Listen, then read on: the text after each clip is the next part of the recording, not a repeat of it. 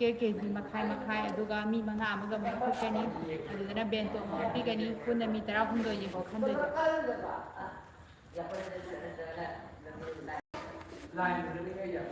Ma'am हो YouTube तजू Facebook तजू live लोइना अनि मखारबने अमा हेक्टर तुम येंबिरो शेयर तौबियो मैम खंगदबा मीजू खंगदबा होय अदु शेयर अमाउंटन तौबिरो को लाइव होरेन येंहौदे म हाइनि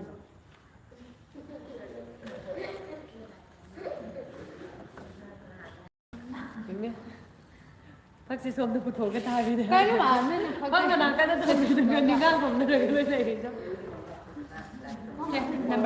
number iba ho jara ye ko me live adum tangren biro do live share to biro do ai di nam hu da ba jing na la imtu ba ai na puthol ka lo si tam ba na mu ku live share to biro ai em da de yo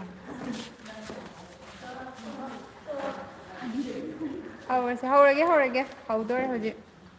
yao bro yao number lo yao ado hoji i besta khoina ne masing je ire sana bunda amom ta hapchan ga ni ba khoina si masing ji ni sine 1 ni sine 2 ni na ado mit kup ta yeng biyo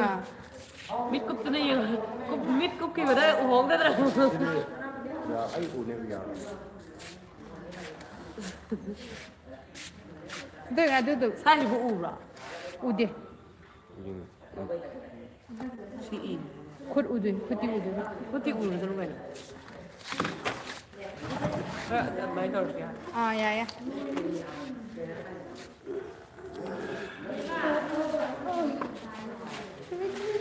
uwe da bu ya hỏi xem em hầu nữa tao YouTube su lo biro ma tuan thì dân làm mì kai no cái nó này khôi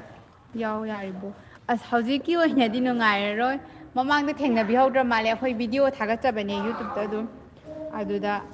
hauji ki auto gi tawra ni na ko se number ibo re ko 1 serial number 1 hape 1 na sai out da ba 2 udala ubreo ne serial number 2 hape ma'am 3 ubreo mo ba stay yung le ubra udabra make sense da bra 생이 지디 생이 가 노이 가 노 fazana smile na hak tham radi uram khoi hai di net ki problem sa pitor si phone de di ngang ngang ui ba 3 hape asida mo ki kai ni taw si ba angang am sa ga pal pa mga khati wa ben 5 6 2000 mong se hỏi nó chi 6 yaw gra ka si serial number 7 mapu da dong khang bi ro yaw de do serial number 7 lai re leng da bi da taw tak tak tham mo serial number 8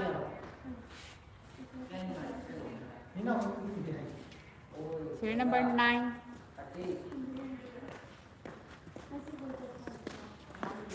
serial number 10 นั่นแหละส่วนหนักคะแนนสังเกตกี่ดอสังเกตกันเนาะยูทูบกี่ดออุด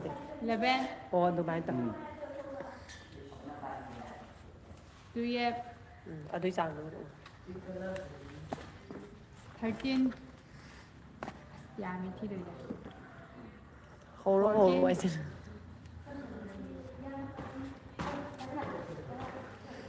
ถวยว่ามัลติเซเนลพาสคอมเมนต์กัน 16 17 18 19 20 chả ấy giờ kìa lại bên 21จะใช้อุปนัตรา ai ni mo 22 23ยังก็ต้องจับปะรวยกันไหมอ่ะ24 vô mẹ 25 giao để tôi đúng check tàu bị ban đi 26 27 28 29 30 31 32 33 34 35 36, 37, 38, เจ๊อูดีภาษาอังกฤษ 39 udabra อุ้ย 40 masing jam yam bani na ko jam da pura ga zu nang we tau ngi da mi ta kan ha 1330 dầuด้วยว่า 41 41dầu tăng ai 42 43 44 45 46 ไลฟ์เสียตัวบีร้องมั้ยแม่เจ๊น่าข้างเดียวสิ่งข้างเดียว 47 48 49 50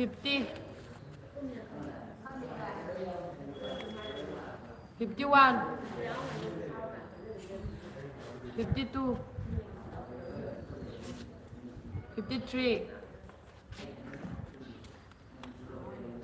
53 54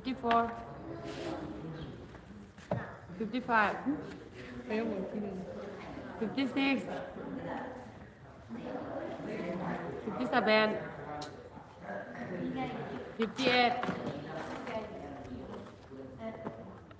59 ดิฉันอันนี้เขาได้ดีเลยฮักตัว 60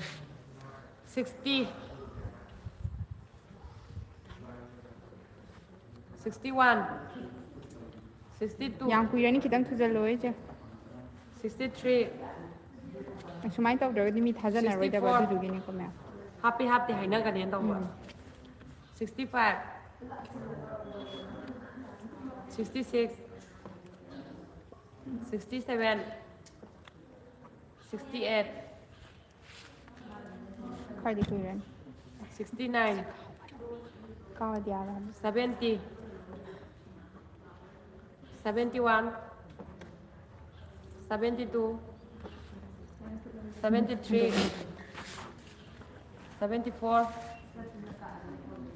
75 76 77 แล้วไปดูพับจันไปดู 78 เพราะเรื่องมีเนี่ยยาวดีพอเตียมึงจะเนี่ยเขาจะเอาไปนี่ก็ไม่ 80 81 82 83 มีนี่ที่เราก็จะเมียนมานะไม่ได้ตาเราดู 84 85 86 พอยทำมวยจะคราดิเชงคราไม่นี่ให้ยาวกว่าแต่หนุ่งไงเนี่ยรู้แต่ว่าดูกินนี่ก็ 88 89 90 คราทันจังเลยอ่ะคอยมาซิ่งเดียวจิ พอซาซุยเอาเราก็ต้อง คุณตักแต่ดุมอีแบบนี้ตัวมาซิ่งจะได้อีดี ให้รักกันเนี่ยนะตัว มาซิ่งอีเดียวมาซิ่งจะคุณตักแต่ดุมอีแบบปวดเนี่ย 92 ไม่ได้คุย 93 เนี่ยคอยคราดีคุยเลยนี่ 94 โดยกับสุขิตั้งท่าจะไหนเดี๋ยวไปจะไม่ยามหนุ่งไงเนี่ยตัวเป็นไม่ยามทำแบบนี้นะ 96 โอเคดิฉันอันนี้ก็คราเฮียเลยก็ 98 99 100 ตัวบ้าพาน้องจะพันดาวโปร น้อยพันสร้างเหรอ กันหายกูแกยงแก100 100ไอ้บะหมี่วะ กูอินจังตัวเนี่ยไม่ยาม 100 ท่าจะนี่พอยคราเนี่ยพอดีท่าจะก็แต่ว่าตัวสมัยยามกินนี่นะไม่ยามเฮกอันมันหนุ่งไงเนี่ยแต่ไปยาวไปแต่ปุ๊บหนุ่งไงเนี่ยรู้ตัว พอชาอยู่ด้วยชุดร้อยเนี่ยเราคัดกระดับโบยเลยก็ดี ร้อยเนี่ยเราคัดก็แต่แบบนั้นเตี้ยบ่มีตรามาถอยตัวเราคัดแล้วก็รวยนี่บ่ คำตัวกูตัวฮักก็กระตัวไปอ่ะบ่ 닭든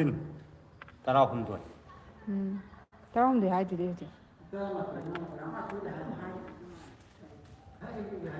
ก็ไปตราผมดูให้ดูจิ ไม่มาสินั่นเนี่ยนี่มาให้คน101 102 103 104 ว่าก็ให้ดูแต่เลยไม่ยามเลยทำยังไงก็ว่าจะ 106 107, 108, 109. Xin đã try anh đỉnh như thế. 110, แม่มไลฟ์สิเชียร์ตัววิว 111, ยังคุย 112 อ๋อคุยเรื่องนี้คาราดิ 113, 114,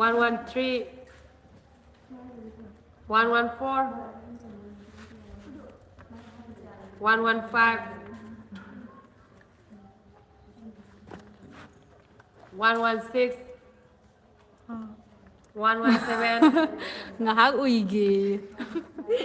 118, 119,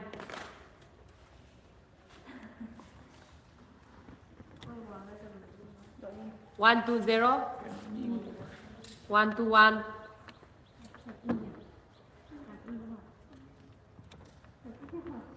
122, no one. 123, พี่มุกซึ่งในตัวกูทำ 1 to 4 เซ็งในตัวทาร์กเจอรี่ 1 to 5, คิดตั้งดีทุกจันวิว 1 โอ้ย to นี่ทุก 6, จันละแกโอ้ยมายามกินนี่นะเฮกคิดตั้งช่วยไปแต่มายามนุ่งไงรอยดรา 1 to 7, 1 to 8, 1 to 9, 130, กินท่านเผาก็จะลูกขี้กี 131,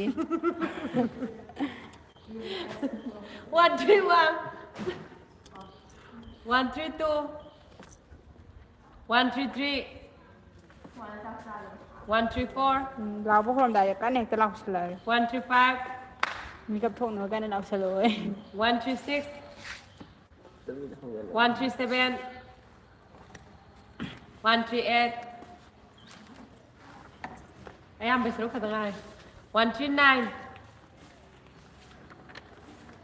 140, 141, 142, 143, ฮะ 144, 145, 146, 147, 148, 149, 150, 151, เที่ยงเนี่ยบิดเลยเนี่ยตรงนั้นแบบแค่เพียงนั่นเลยเลย 152, 153,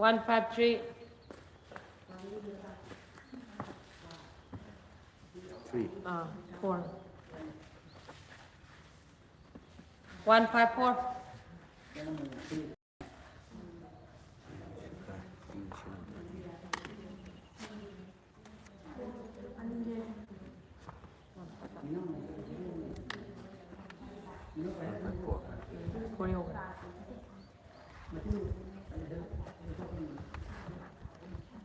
155,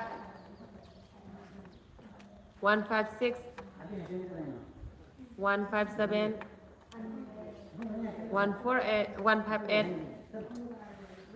159, 160, 161, 162, 163, เบี้ยมั้ย 164, 165, 166, กำเป็นปากเก้ 167, 168, ไอ้แมว 169, โอ้ยแลบทาเจอริสิแมว 170, lupa mangagi ke kilo 3 duni lupa mangana ke kg amagi mapu oibigir ge haiduna 171. tawbira ko sinau sing geng biu la ba se 172. share mom tawbira mo ma 173, tum na rồi này. 174, 175, 176, 177, happy diwali bhaiya ya 178, 179, 180, akan tandala ini 181, 182 เจ๊ไก่ลำเดนอุจิวาไฮเยลไฮเยลเดนเนี่ยคนจะลาวจริงนะ Happy Diwali 184 ตุมาดีนัมเบอร์ไฮบุกาวเลย 185 มาสิ่งที่อยากบอก 186 มาสิ่งที่ลิชิงอันนี้เฮเลยกี่ตังยามบันนัดเตจาร์จะที่จะเลย 197 188 เชียร์ตัวบิวแมม 189 มีใครยกเฉลียวจะ 190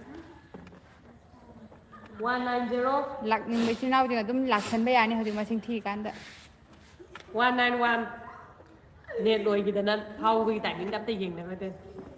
เป็นนั่งนี่ 192 เราเว้ย 193แล้วชื่อดินเน็ตผันรับสั้นดีแล้วไหม เขาจะยุ่งยังดียาวเขาจะกลุ่มสาวพังเขาเลย 195 ต้องบางตรงนั้นแทงกับบิรามากดี 196 197 ฟังเขาจะห้อยข้างบนดี 198 เลยตั้งมาทั้งโดยยาวบิรมาทั้งโดยสิ่งที่เกี่ยว 200 ผ่านจะอัพทำอะไรบ้างงานไงตัว 201 สายดี จุดไลฟ์ตัวเรายาวเลยเนี่ยจะเยี่ยมอ่ะ 202 มีอีกที่เราคนใช้ไลฟ์ดูแมมเรียกฉันแบกกันนี่ 204 205นี่ก็อันตุมมาได้เด้อ นั่งรถไลฟ์ก็ใกล้ละมวยตัวนี้ต้องหลับมันดังกันอย่างนี้ 207 สิ่งอันนี้เหรอ 208 209 ปาเลนนี่โอ้ปุ้ง 210 ปุ้งก็ยังดีเห็นแบบปาเลนที่ปุ้งมันจังจัง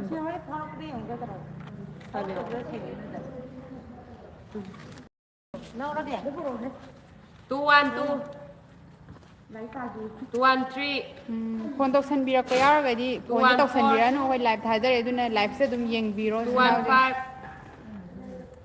216 ไลฟ์เสียตัวบิวไลฟ์พังแต่แบบมียาวเพราะข้างที่คนตกสลับยาวไปบ้านดูนะไลฟ์เสียมันตั้งตัวบิวแม่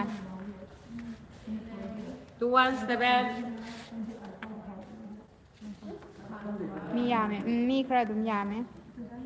มีแม่สุดไลฟ์ 219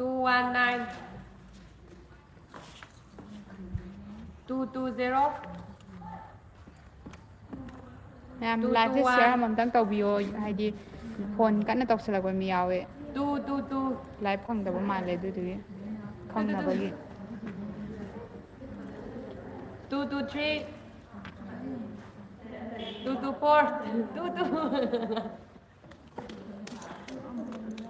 225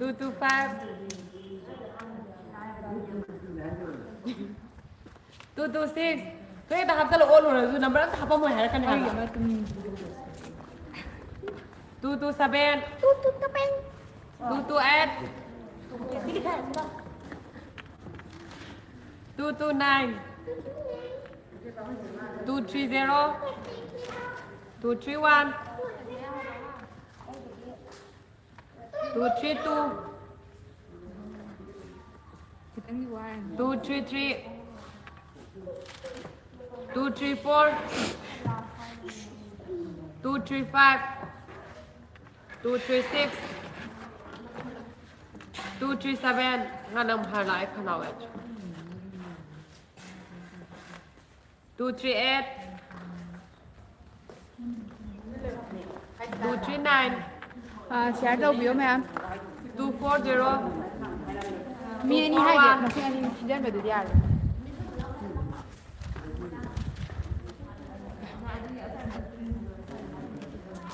242 243 244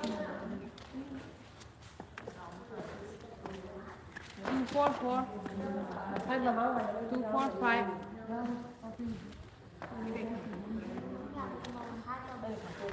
246 247 248 249 250 251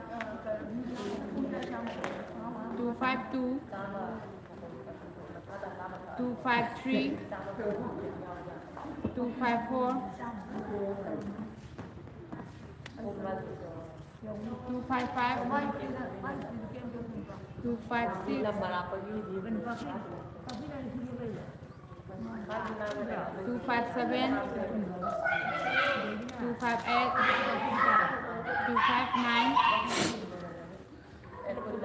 260, 261, 262, 263, 265, 266,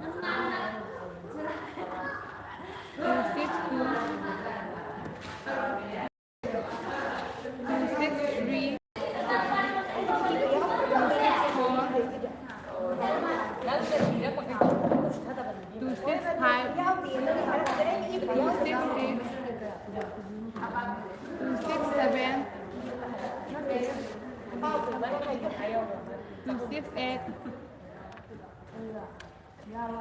268, 269, 270.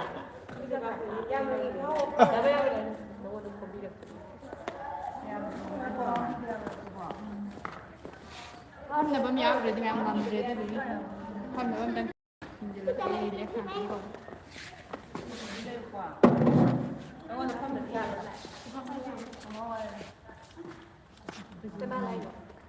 270 lại đấy. 271. Kalau yêu lọ. WhatsApp tôi em call tao lại. Mẹ WhatsApp tôi còn tập phần biranu. WhatsApp tôi call tao live với ni yang video mẹ. Mẹ live khi nào phẳng đấu xin nhau với mà lên live share mà đang cầu biranu. Rồi giao ra cái này của mẹ. Giao đã phải giao rồi. Thì cái live gì người ta đang thâu. Ai cái con trên gì vậy kia? Piano. Speaker hấp gì cái này? Ai cái nó mà nó cái này. 271. Long phone hấp con trên này.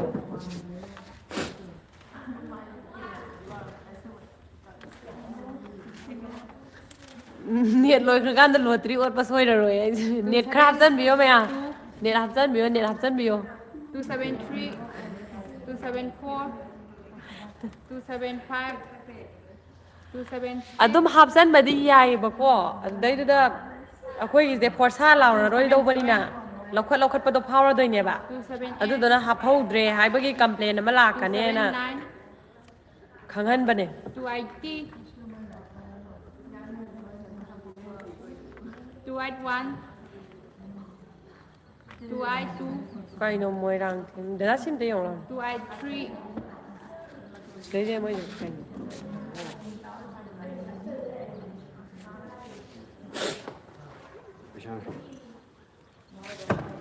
Cái gì nữa mới cây nào cây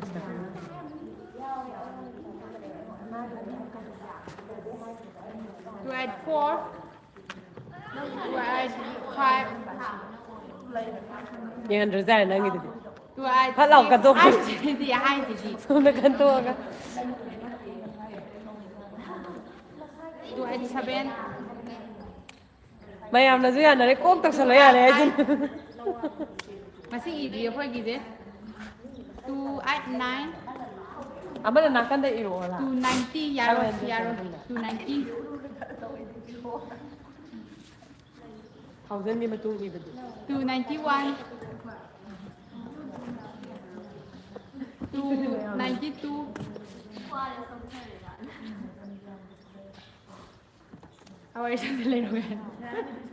293, 294, 295, 296, 297, 298, 299,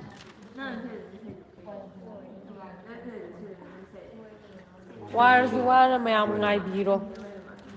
Ya da ba mi so yaw kan ne ba. Ren tara hom doi khatang lo khat ka da boy bani na. 300, Singna ba pong ra kan ne ba. 302,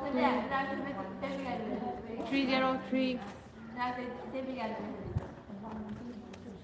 304, 305, 306 307 308 309 310 311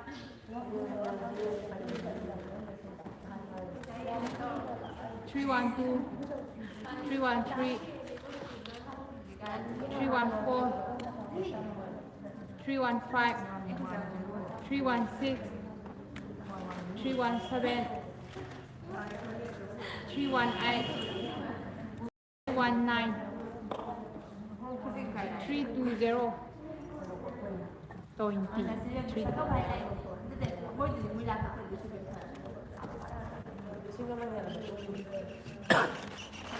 321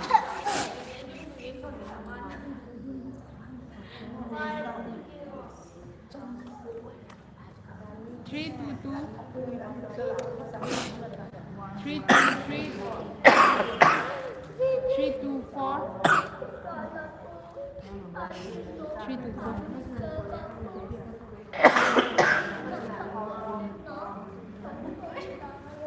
Ở đây mà bảo.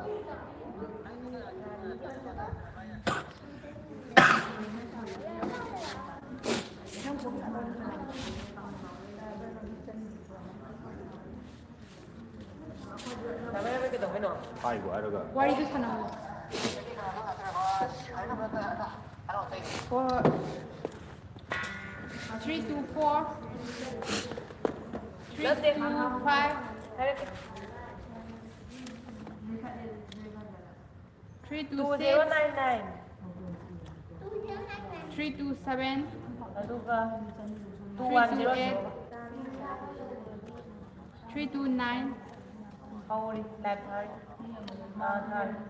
330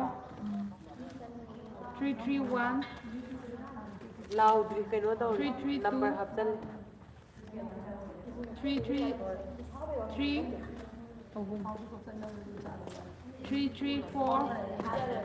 335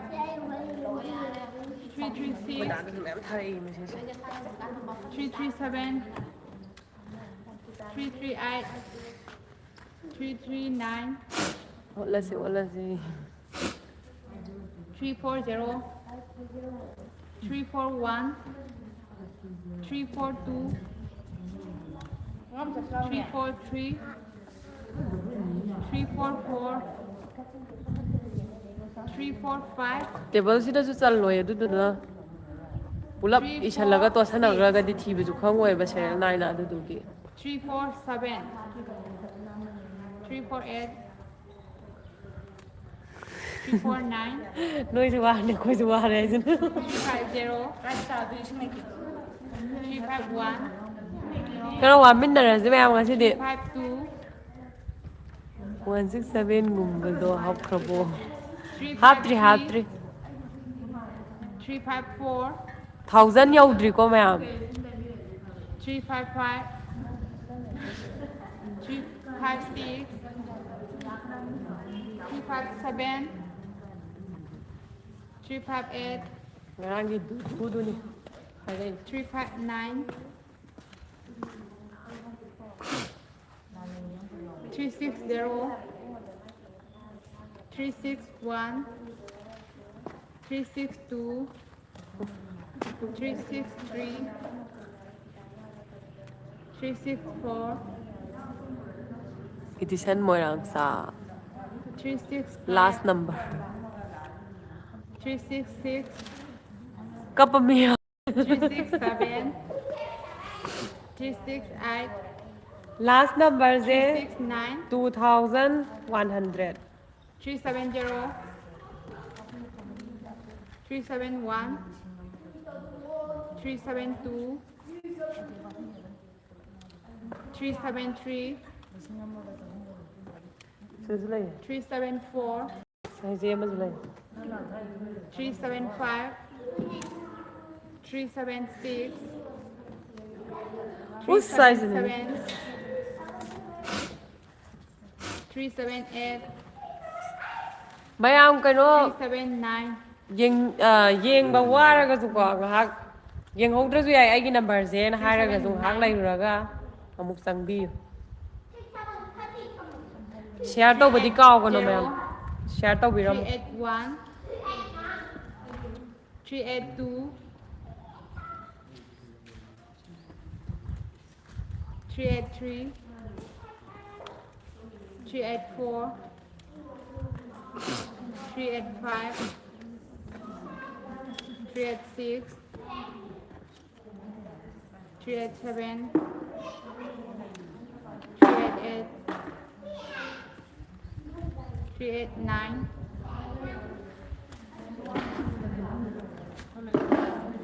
390 391 392 393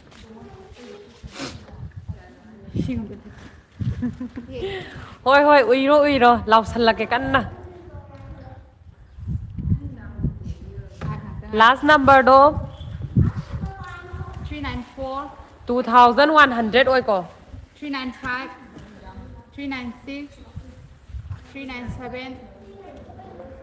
398 399 400 401 ꯑꯃꯃꯝ ꯍꯥꯏ ꯂꯩꯔꯅꯨ ꯑꯩ ꯍꯥꯏꯗ꯭ꯔꯗꯤ 402 ꯍꯥꯞꯍꯧꯗꯦ ꯍꯥꯏꯗꯣꯏꯅꯦ ꯑꯗꯨꯒꯤ 403 ꯑꯃꯃꯝ ꯍꯥꯏꯍꯧꯗ꯭ꯔꯒꯗꯤ ꯃꯌꯥꯝ ꯌꯥꯎꯗꯦꯅ ꯆꯤꯡꯅꯕꯤꯕ ꯃꯌꯥꯝꯗꯣ 403 404 405 ꯌꯥꯝꯃꯛꯇ꯭ꯔꯦ ꯌꯥꯝꯃꯛꯇ꯭ꯔꯦ 406 407 ꯌꯥꯝꯃꯛꯇ꯭ꯔꯦ 408 409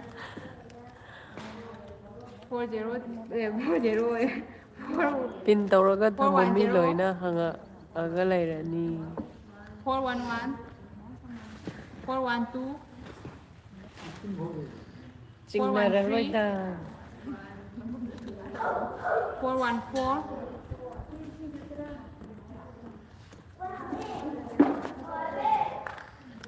415 416 417 418 419 420 421 422 423 424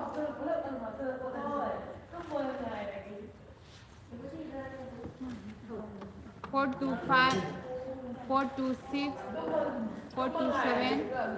428 429 430 431 432 433 434 435 436 437 438 439 440 441 442 have I think 443 444 445 446 447 448 have a boom director 449 450 451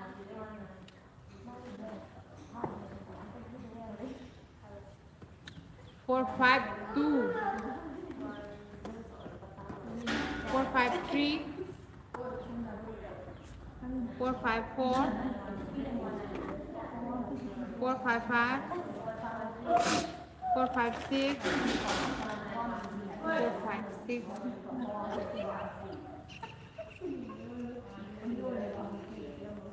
457 458 459 460 461 462 463 464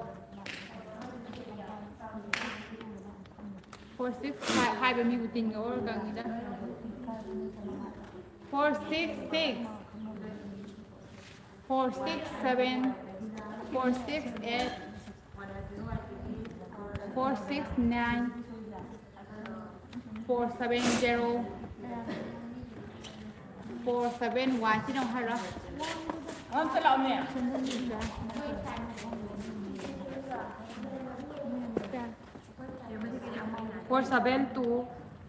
473 474 เข้าใจเหรอ 475 476 477 478 479 480 481 482 483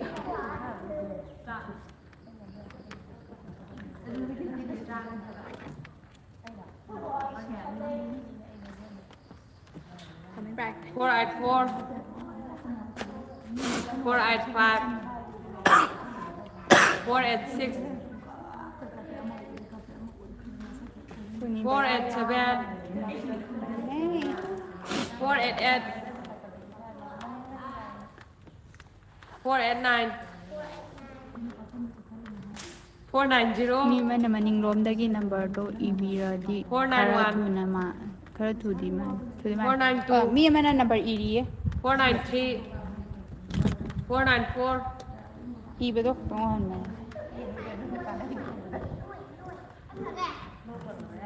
495 496 497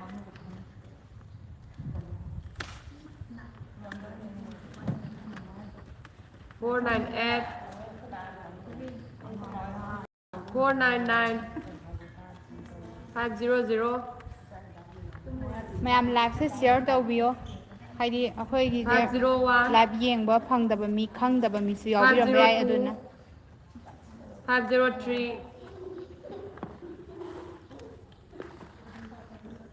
504 505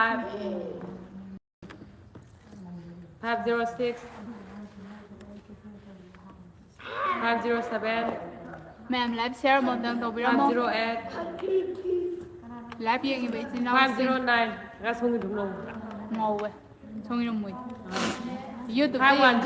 งงเลยเฟซบุ๊กยังก็มุ้ย 511 ลงเรียนมีเงินกัน512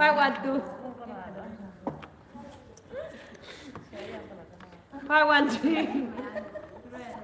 514 515 ได้เนาะ 516 cameraman do masak hindi mo yan 517 di like to video cameraman na tiya ko di stand da thamme 519 cameraman masak yengi 520 no bukun na habdan na ba ni 521 ayaw prabhu yaw prabhu yang view 522 number high jida 523 524 525 खरा अब बारी है लग रहा yani mo do 526 तक high जन बने 527 528 529 530 เท่ากับว่ามีมันดีช่วยแต่ในยามันนี่มีตาราวหุ่นเดียวมัน 533 ไลฟ์เสียร์มันตั้งตัวบิรม 534 535 โอ้ยไป 536 คนที่มันทาริกาลียูทูบ 537 538 539 540 541 542 543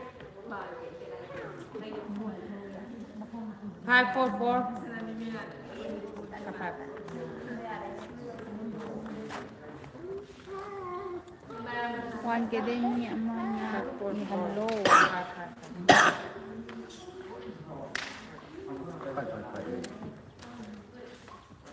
545 546 547 548 แมมรับเซอร์ตัววิว 549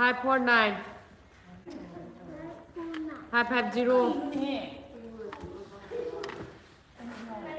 551 ยาวก็อยากรู้จีเปที่ตัวดีจีเปตัวก็ดีเขาจะมายาวไปจนหนุ่งไง 553 ตัวที่เขาจะแบบนี้นะ 554 เขาขโมยเงินเขา 556 อยู่ 557 This is อยู่เรา listing อยู่ magi matu นั่งอยู่ ma ihon dira นั่งในอยู่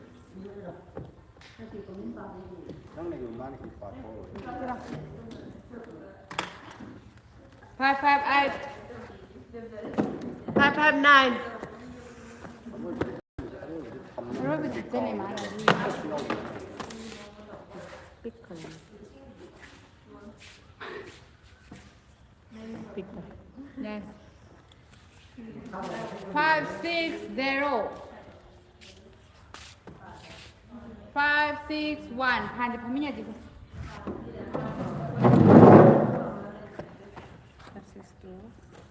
561 คือว่าต้องมาสู่วัน 562 563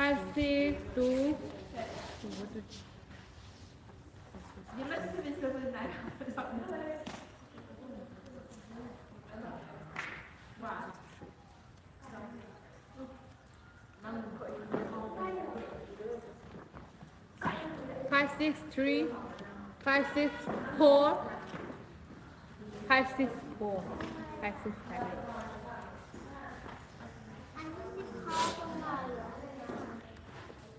565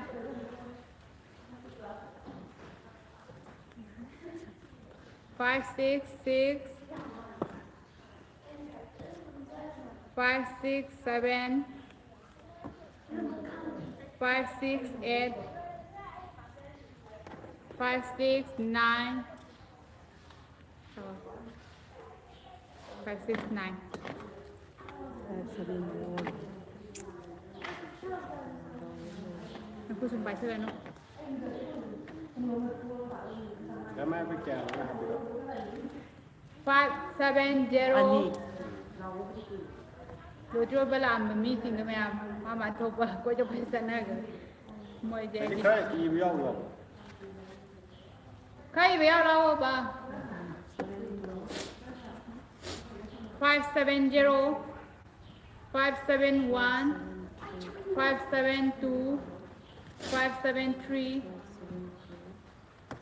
574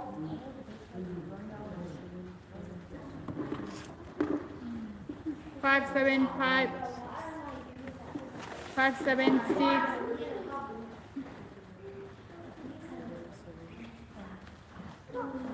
577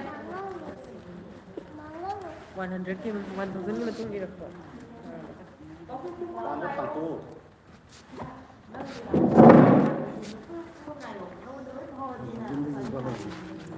วันนั้นเดี๋ยววันทำเรื่องนี้มาดู 100 วันผมจะหายไปวันที่จะรอ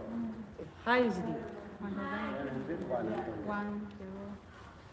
วันเดียวอุ่นเดียวหรอ that's 79 โอ้โหดูตรงอันทำบ่แม่มีมาอีกบ่พอแล้วค่อยสิ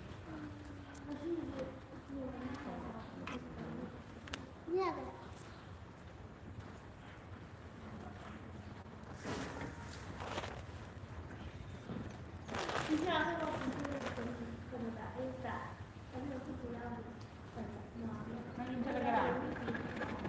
mấy hấp cho rồi không em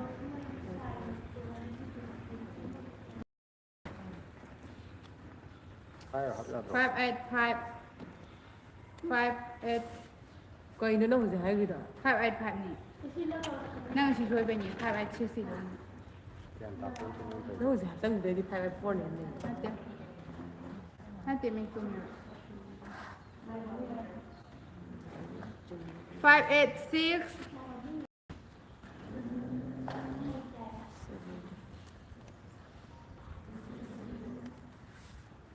587 588 589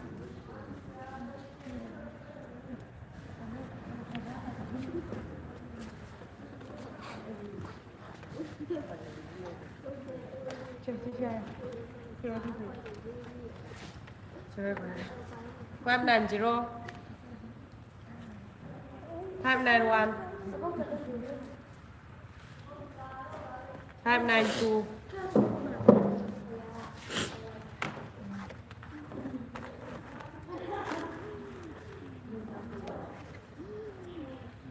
trên nó hô vào rồi 시즌이야. 간수. 다pat talak. 그래서 지금 Menabiya menembak kredit. Ciumadul. 593 594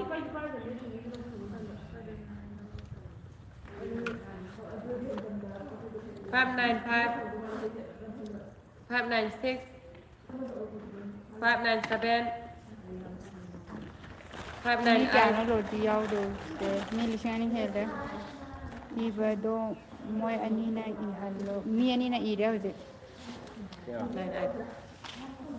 599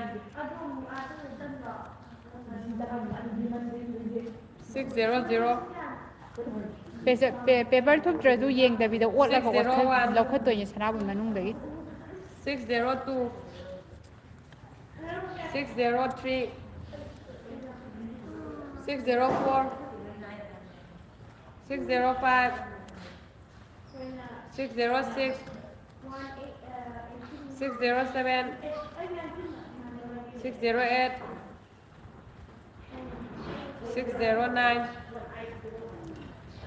610 611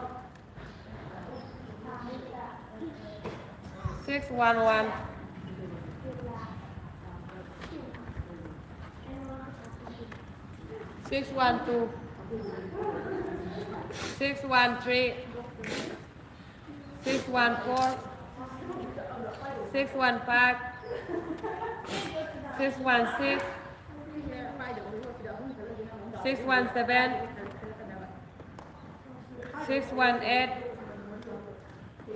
618 619 620 621 622 623 lịch sinh anh ấy hết đấy mẹ 624 625 626 627 628 mẹ live sẽ share một đồng đầu video không 629 630 mga gi cake 631 winner tara hum doi khanjagadaba du ngasi 632 whatnabani ma'am 633 634 635 636 637 638 639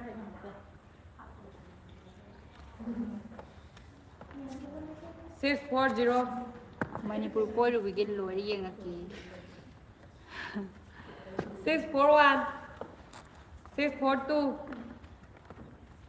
ꯅꯪꯗꯤ 6 4 3 ꯊꯥꯖꯅꯔꯣꯏ ꯇꯧꯕꯅꯦ ꯃꯌꯥꯝꯁꯦ 6 4 4 6 5 5 ꯍꯣꯏ ꯈꯔꯗꯤ ꯀꯨꯏꯅ ꯆꯪꯉꯅꯤ ꯑꯗꯨ ꯑꯣꯏꯁꯨ ꯃꯌꯥꯝ ꯊꯥꯖꯅꯕꯒꯤꯅꯦ 6 4 6 ꯃꯌꯥꯝꯅ ꯊꯥꯖꯅꯕꯒꯤ 6 ꯑꯩꯈꯣꯏꯅ 4 7 ꯋꯥꯔꯁꯨ ꯋꯥꯅ ꯇꯧꯔꯤꯅꯤ ꯃꯌꯥꯝ 6 4 8 6 4 9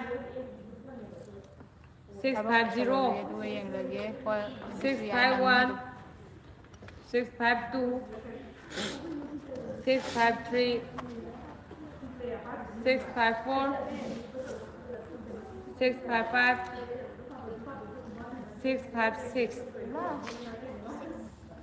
6 5 7 6 5 8 6 5 9 6 6 0 ꯌꯥꯝ ꯀꯨꯏꯗꯧ ꯃꯥꯜꯂꯦ ꯈꯔ ꯈꯤꯇꯪꯗꯤ ꯀꯨꯏꯔꯅꯤ ꯑꯗꯣ ꯃꯤ ꯑꯅꯤꯅ ꯏꯁꯜꯂꯛꯑꯦ 6 6 1 6 6 2 ꯃꯤꯅ ꯊꯥꯖꯅꯗ꯭ꯔꯗꯤ 6 ꯇꯧꯔꯤꯅꯦ 6 ꯅꯣꯏꯕꯣ 3 6 ꯁꯥꯟꯅꯧꯁꯦ 6 ꯈꯣꯟ 4 ꯈꯔ ꯍꯧꯒꯠꯂꯛꯑꯣ 6 ꯈꯣꯟꯕꯨ 6 5 ꯍꯧꯒꯗ꯭ꯔꯥ ꯃꯁꯤꯡꯕꯨ ꯍꯥꯏꯒꯗ꯭ꯔꯥ ꯁꯤꯔꯕꯣꯅꯦ 6 6 6 6 6 6 6 7 6 6 8 6 6 9 6 7 0 6 7 1 6 7 2 6 7 3 6 7 4 6 7 5 6 7 6 6 7 7 6 7 8 6 7 9 ꯂꯣꯇ꯭ꯔꯤ ꯑꯣꯠꯄ 6 ꯃꯤꯁꯦ 8 ꯑꯗꯨꯝ 0 ꯂꯥꯛꯁꯜꯂꯦ ꯑꯩ ꯍꯧꯖꯤꯛ ꯌꯥꯎꯕ ꯂꯥꯛꯄ ꯃꯤ 6 8 1 6 8 2 6 8 3 6 8 4 6 8 5 6 8 6 ꯁꯦꯔ ꯅꯝꯕꯔ ꯀꯌꯥ ꯌꯧꯔꯒꯦ ꯍꯥꯏꯔꯤꯁꯦ 6 8 7 6 8 7 ꯌꯧꯔꯦ 6 8 8 6 8 9 ꯃꯣꯏ ꯂꯥꯏꯐꯁꯦ ꯑꯅꯤꯃꯛꯅꯤꯀꯣ ꯊꯥꯔꯤꯁꯦ ꯐꯦꯁꯕꯨꯛꯀ ꯌꯨꯇꯨꯕꯀ 6 9 0 6 9 1 6 9 2 6 9 3 6 9 4 6 9 5 6 9 6 6 9 7 6 9 8 6 9 9 7 0 0 ꯌꯥꯝꯁꯤꯜꯂꯛꯇ꯭ꯔꯦ ꯃꯌꯥꯝ 7 0 1 7 0 2 7 0 3 7 0 4 ꯍꯧꯕ ꯌꯥꯈꯤꯔꯣꯏꯌꯦ 705 ꯃꯁꯤꯡꯁꯦ ꯄꯨꯂꯞ ꯁꯨꯗ꯭ꯔꯦ 7 0 6 7 0 7 7 0 8 ꯑꯦꯕꯤꯒ 7 0 9 ꯌꯦꯠ ꯑꯣꯏꯕꯤꯔꯣ ꯅꯠꯇꯦ 7 1 0 7 1 ꯑꯦꯕꯤꯒ 1 ꯌꯨꯇꯨꯕꯀ ꯐꯦꯁ ꯀꯂꯔ ꯃꯥꯟꯅꯗꯦ ꯑꯩꯁꯤꯅꯦ 7 1 2 ꯐꯣꯟ ꯃꯥꯟꯅꯗꯕꯩ ꯐꯣꯟ ꯃꯥꯟꯅꯗꯕꯩ 7 1 3 7 1 4 7 1 5 7 1 6 7 1 7 7 1 8 7 1 9 7 2 0 7 2 1 7 2 2 ꯃꯌꯥꯝ ꯂꯥꯏꯚ ꯁꯤꯌꯔ ꯇꯧꯕꯤꯔꯝꯃꯣ 7 2 3 7 2 ꯂꯥꯏꯚ 4 ꯌꯦꯡꯍꯧꯗꯕ ꯏꯆꯤꯜ ꯏꯅꯥꯎꯁꯤꯡꯁꯨ ꯂꯣꯏꯅ ꯌꯦꯡꯕ ꯐꯪꯅꯕ 7 2 5 7 2 6 ꯑꯩꯅꯦ ꯑꯗꯨꯝ 99% ꯂꯥꯛꯑꯦ 7 2 7 99 ꯍꯥꯏꯔ 99 เน็ต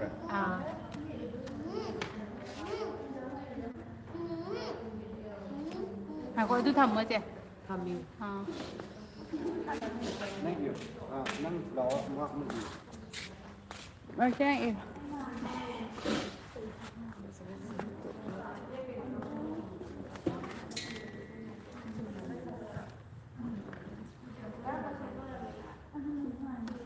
727 728 729 730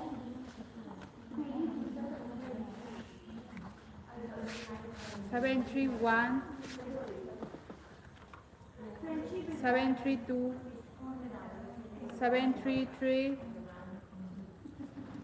733 734 735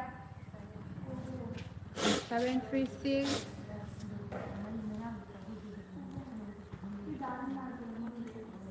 737 738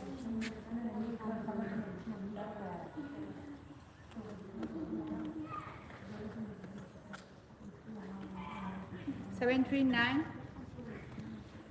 740 741 742 743 744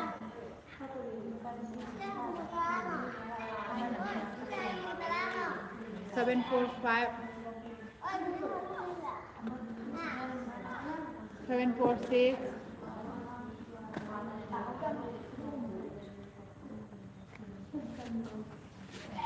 747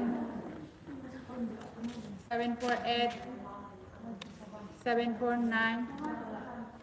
754 750 ไม่เอาอันไหนหายไปช่วยไปกินดีกว่า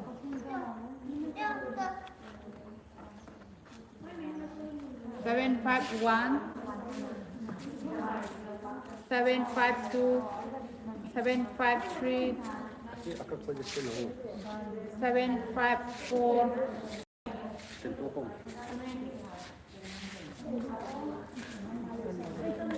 757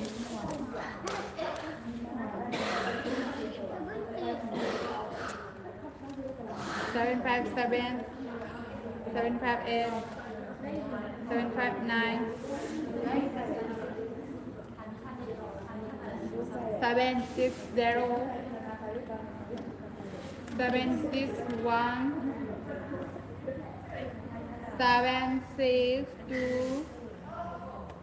763 764 765 766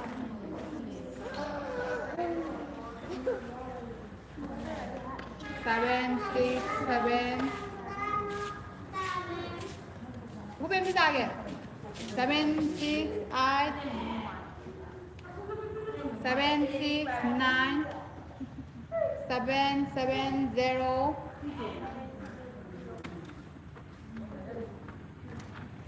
771 772 773 774 775 776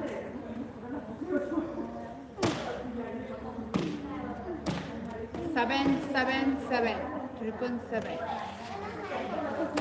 778 mayam 779 Well, nga nga niya ni Play ko nito. 780 781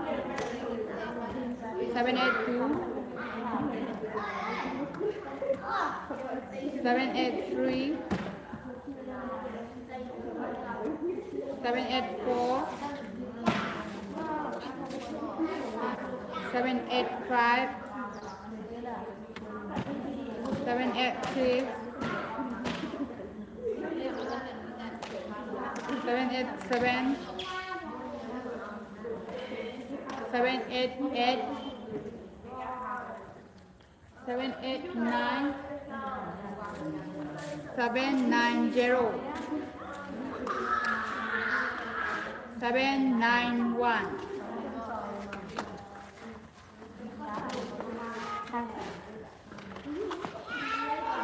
792 Mabiro 793 lang ka 794 795 796 797 Net rồi hello 798 799 Hàng cái này là mình dụ rồi 800 801 na kan mi yeng bai na te kola khaja lottery ya wala pa nemi 802 ot pa to dai te yang ni ma sana 803 804 805 806 share mom tang ka wiyo ma'am 807 lupa mga na 808 ke ke ji ma ki ma pu oi bi ga ni hai do na ticket book tok san ni ra 809 ma ti sin na theng na bina ba gi da mak ka share mom tang ka wiyo mo 810 811 822 812 Chính gặp phải hình từ đến các bạn này 813 814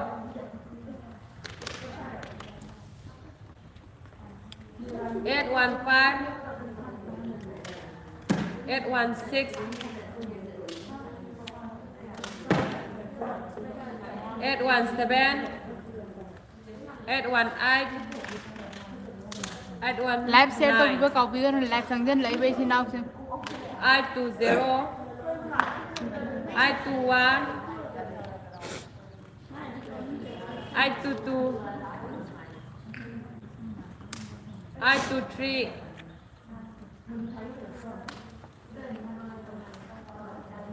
824 825 826 827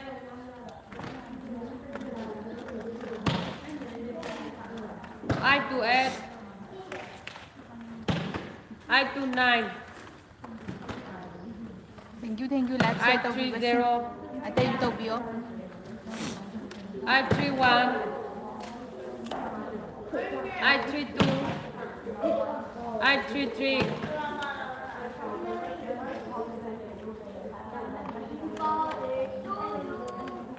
834 835 836 837 838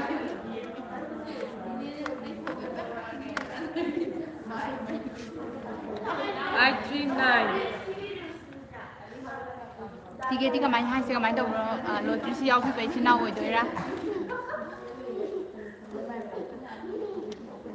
840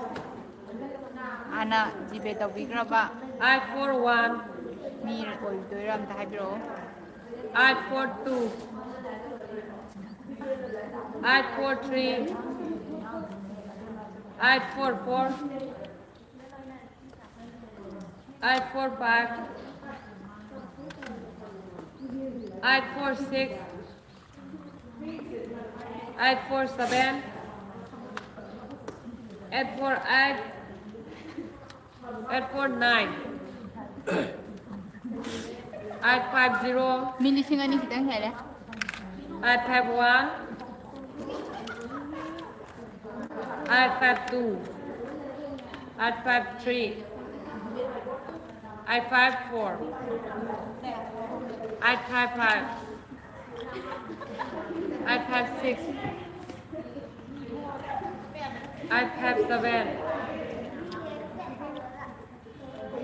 iPad 8 chalo chalo iPad 9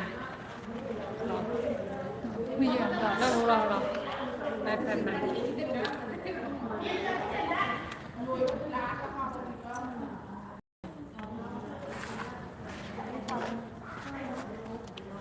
ngai bo đấy khara warsi ngasidi mayam punna waminasi I60 I61 86 863 864 865 866 I67 I69 I68 I69 I69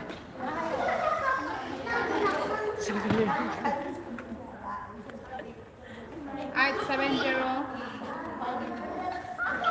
I71 I72 I73 I74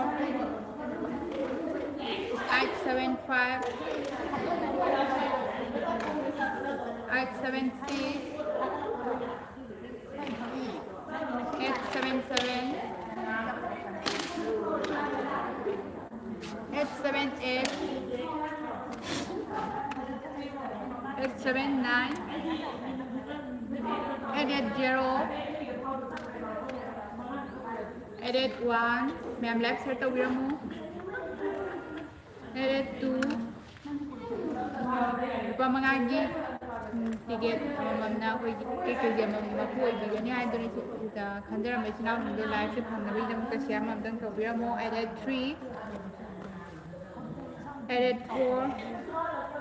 885 886 887 888 ribbon 889 890 891 892 893 894 895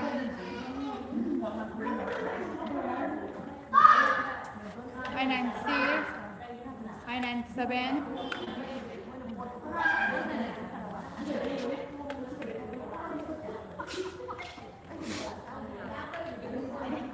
898 899 900 901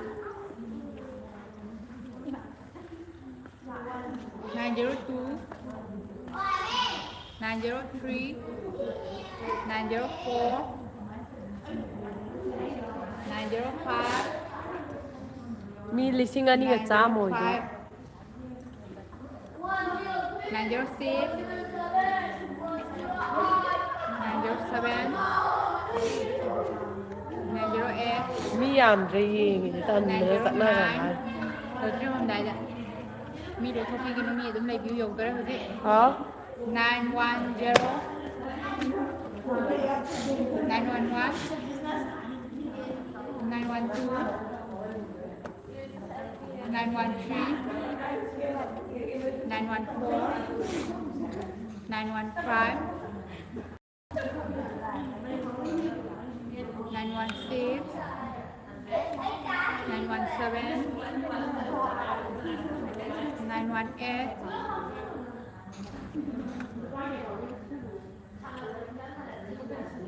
919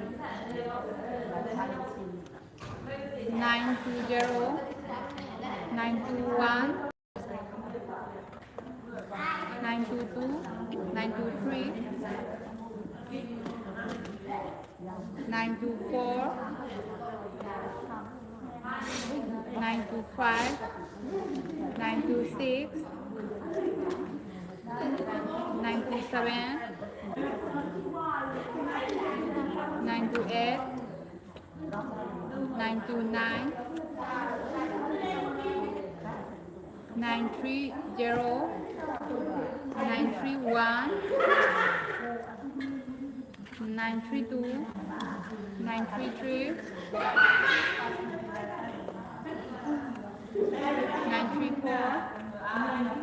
935 936 937 938 ใหญ่พาเรียงครับหนังใหญ่พาเรียงพาเรียง 940 ใหญ่ ใหญ่ ไป correct 941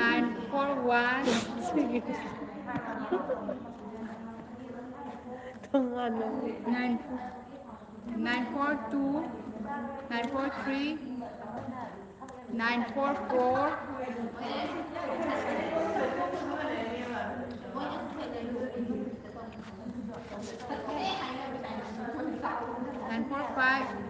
946 947 948 949 950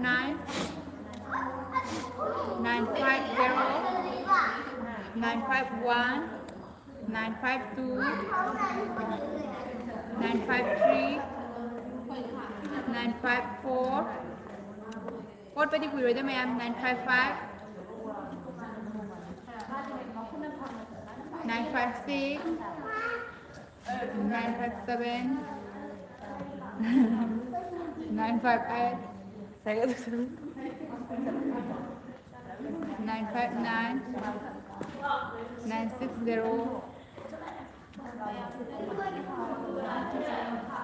961 962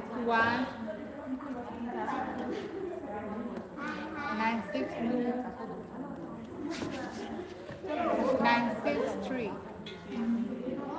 964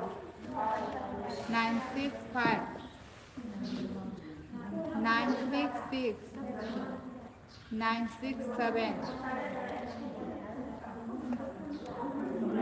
968 969 970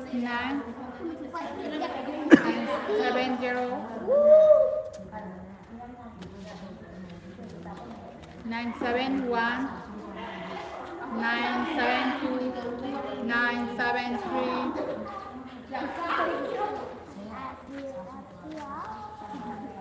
974 975 976 977 978 979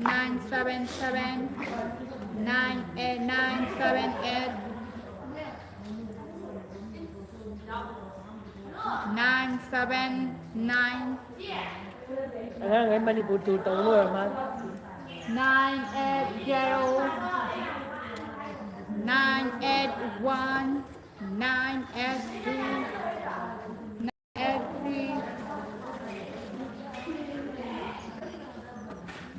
984 โลเคชั่นเจ้จั่ว 985 ให้เอลละ Google แต่คุยกันน้องน้ำดู เอาค่อยชนะลิงเจนเบเกอรี่นะ Google ก็ต้องพังมัน 985 986 987 988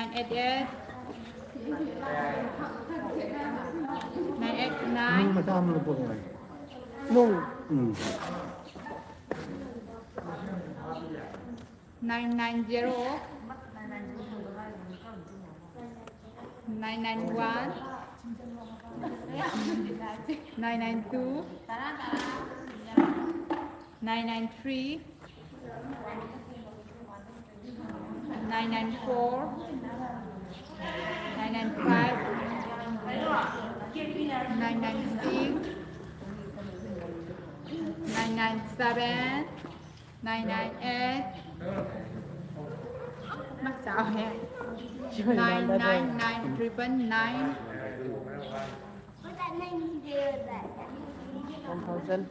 เรื่องชิปเปีย มันนิ่งโอแล้วก็ทำอะไรก็ 1000 listing kami ulit may am listing kami มา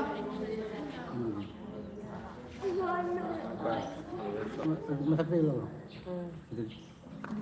listing kami gimakaji 1 2 3 na lagi ko ꯃꯌꯥꯝ ꯂꯤꯁꯤꯡ ꯑꯃ ꯌꯧꯈ꯭ꯔꯦꯀꯣ ꯁꯤꯗꯒꯤ 1 2 3 ꯅ ꯍꯥꯏꯖꯔꯛꯑꯒꯦ ꯍꯥꯏꯗꯤ ꯂꯤꯁꯤꯡ ꯑꯃ ꯏꯔꯒ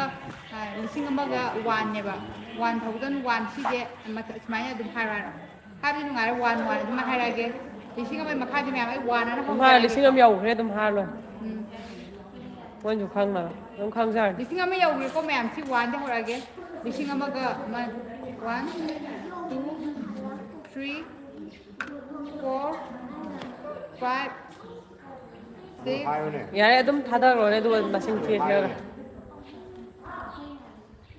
1007 1008 1009 ꯉꯥꯏꯕ ꯋꯥꯔꯦ 1001 1010 10 1011 1012 1013 1014 1015 1016 1017 1018 1019 1020 1021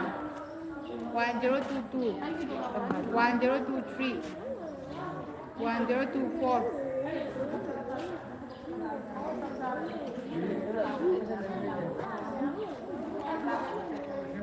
1025 1026 1027 1028 1029 1030 1031 1032 1033 1034 1035 1036 1036 1037 1038 ꯃꯌꯥꯝ ꯂꯥꯏꯚ ꯁꯦꯌꯔ ꯇꯧꯕꯤꯌꯨ ꯂꯥꯏꯚ ꯆꯪꯁꯟꯕꯤꯌꯣ 1039 1040 1041 1042 1043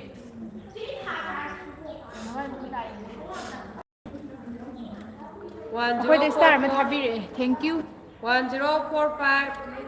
1046 1047 1048 1049 ꯌꯧꯔꯅꯤ ꯌꯧꯔꯅꯤ ꯃꯁꯤꯡ 1050 ꯌꯧꯔꯀꯥꯟꯗ ꯌꯦꯡꯕꯤꯌꯨ 1 2 3 1051 ꯍꯥꯏꯅ ꯍꯥꯏꯕꯗꯣ 1052 1053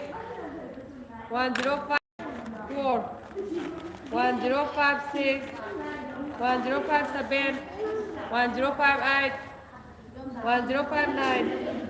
ꯑꯣ 1 2 3 ꯅ ꯍꯥꯏꯕꯗꯣ 1060 ꯅꯨꯡꯉꯥꯏꯔꯔꯣꯏꯅ ꯑꯁꯨꯃꯥꯏꯅ ꯑꯗꯨꯝ ꯍꯥꯏꯔꯕꯅꯦ ꯑꯁꯨꯃꯥꯏꯅ ꯑꯗꯨꯝ ꯍꯥꯏꯖꯔꯒꯦ 1061 1062 ꯂꯥꯏꯚ ꯅꯪ ꯆꯪꯁꯤꯜꯂꯛꯄ ꯃꯤ ꯌꯥꯎꯔꯒꯗꯤ ꯀꯔꯤꯅꯣꯅ ꯈꯜꯂꯅꯤꯕ 1064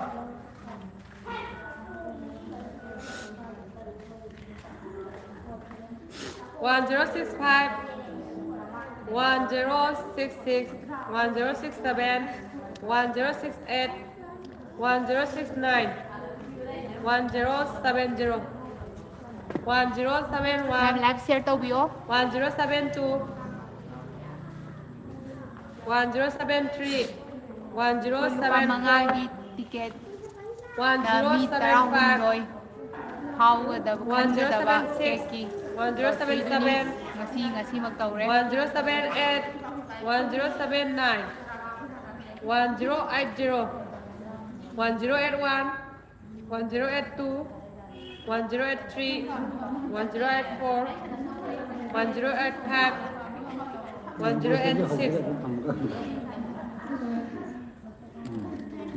1087 1088 ꯅ꯭ꯌꯨ ꯁꯦꯌꯔ ꯇꯧꯕꯤꯔꯝꯃꯣ ꯑꯅꯧꯕ ꯆꯪꯁꯤꯜꯂꯛꯄ ꯑꯣꯏꯔꯒꯗꯤ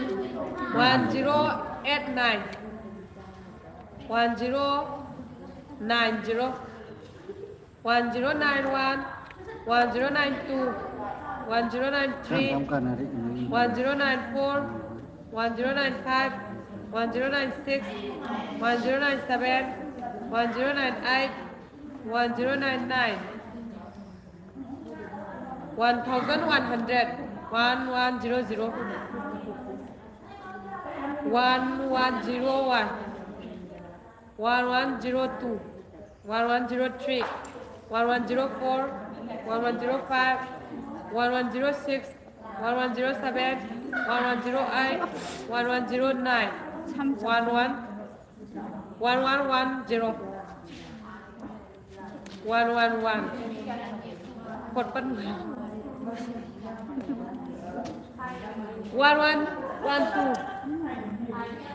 1113 1114 1115 1116 1117 118 1119 1120 1121 1122 1123 1124 1125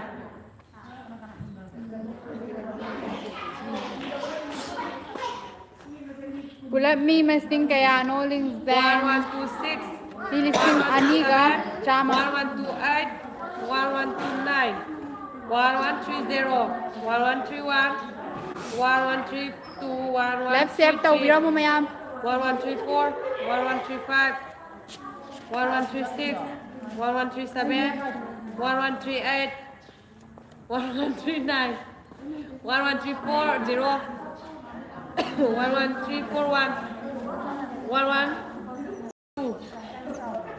1143 1144 1145 1146 1147 1148 1149 1150 1151 1152 1153 1154 1156 1156 1157 1158 1159 1160 1161 1162 1163 1164 1165 1166 1167 1168 1169 1170 1171 1172 1173 1174 1175 1176 1176 7 1176 1177 1178 1179 1180 80 betul dan terbaru Tuh lihat tuh ya Pak.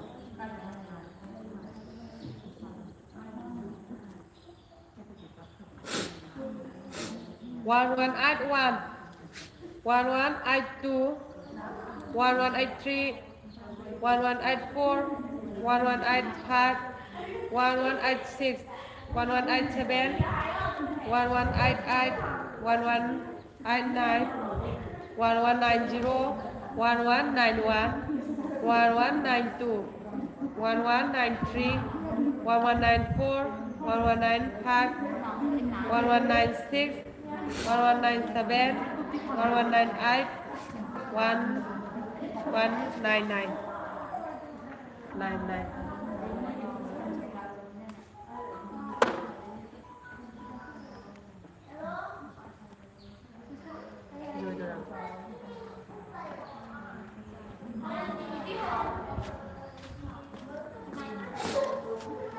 Sini satu dia. 1200 1201 1203 คนไม่ลอยโดเรมี 1203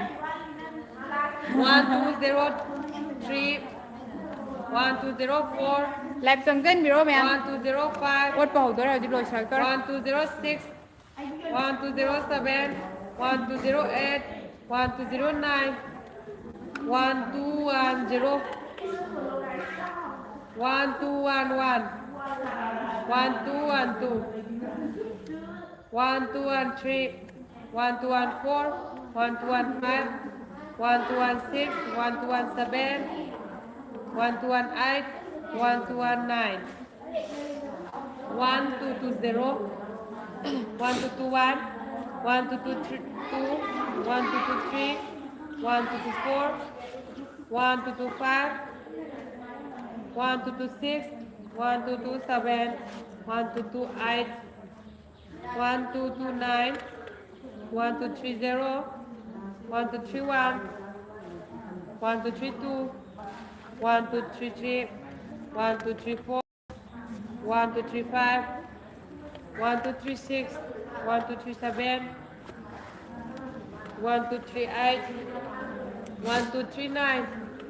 1240, 1241, 1242, 1243, 1244, 125, 1245, 1246, 1247, 1248, 1249, ꯃꯌꯥꯝ ꯂꯥꯏꯛ ꯁꯤꯌꯔ ꯑꯃꯃꯝꯇꯪ ꯇꯧꯕꯤꯔꯝꯃꯣ 1251, 1252, ꯑꯣꯠꯄ ꯍꯧꯒꯗꯧꯔꯦ ꯍꯧꯖꯤꯛ ꯑꯣꯠꯄꯗꯤ 1253, ꯀꯨꯏꯔꯣꯏ 1254, Kamu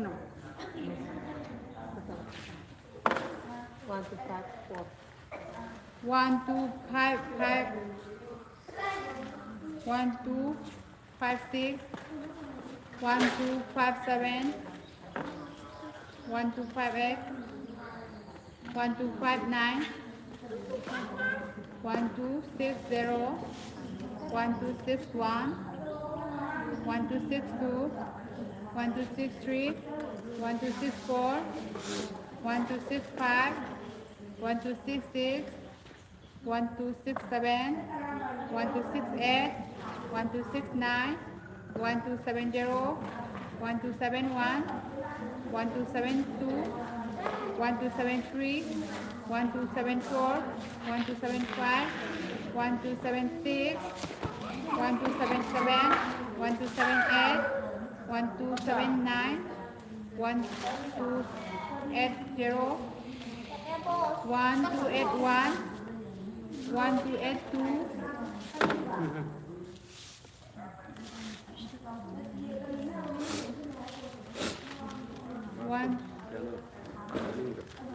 1282, 1283,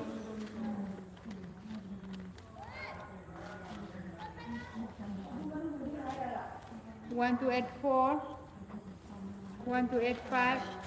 1286, 1287, 1288, 1289, 10 देते 1290, मगर 1291, 1292, 1293, 1294, ठीक है जी 1295, 1295, 1296, 1297, 1298, 1299,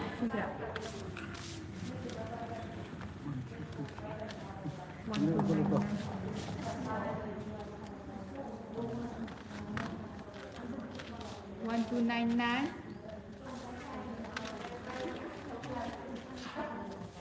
1200, 1201, 1302, 1303, 1304, 1305, 1306, 1307, 1308, 1309, 1310, 1311, 1312, 1313, 1314, 1315, 1316, 1317, 1318, 1319, 1320, 1321, 1322, 1323,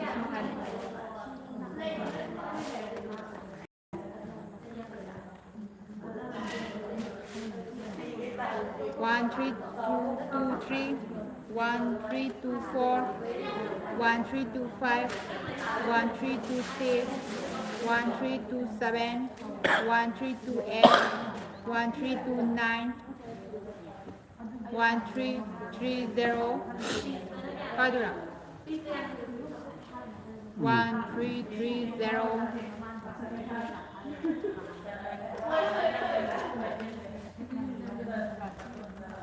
Hey.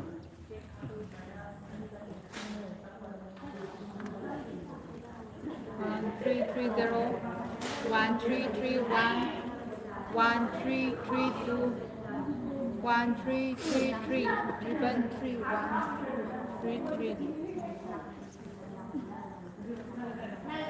1334, 1335, 1336, 1337,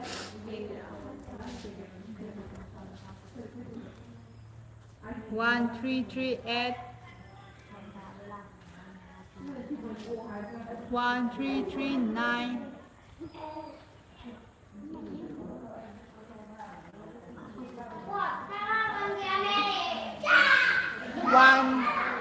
1340,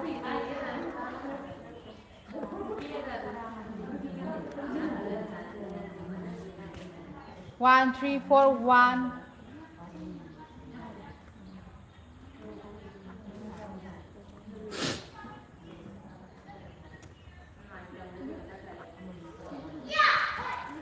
1342,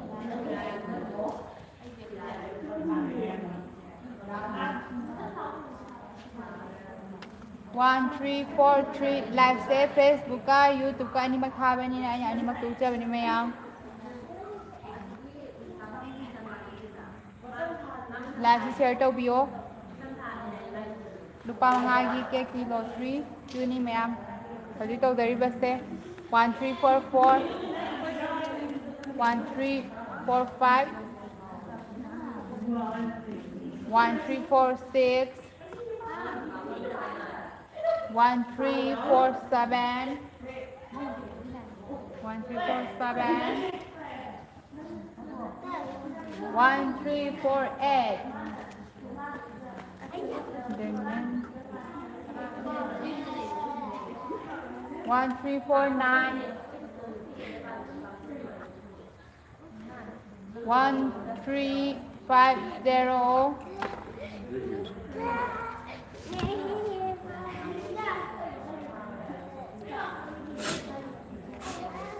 1350. Ito mo ba siya?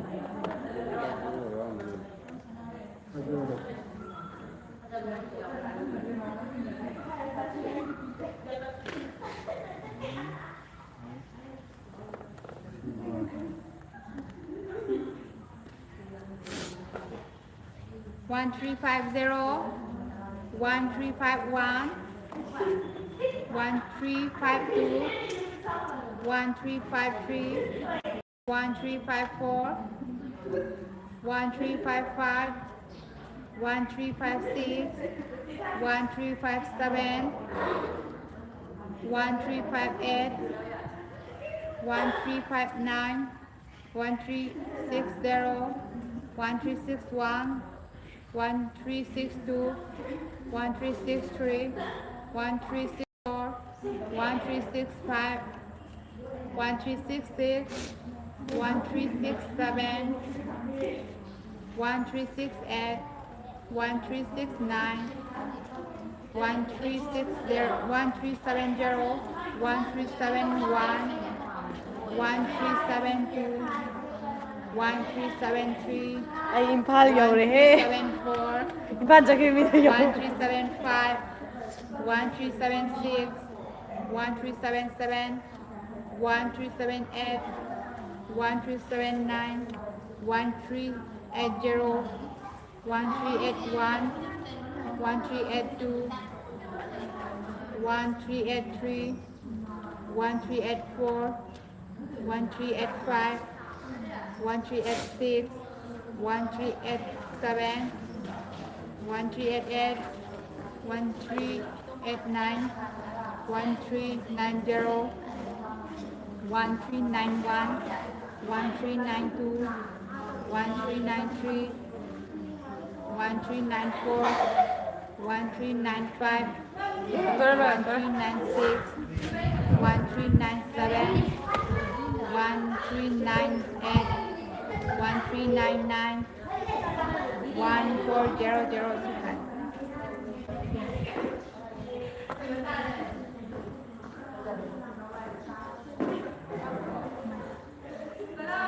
1400,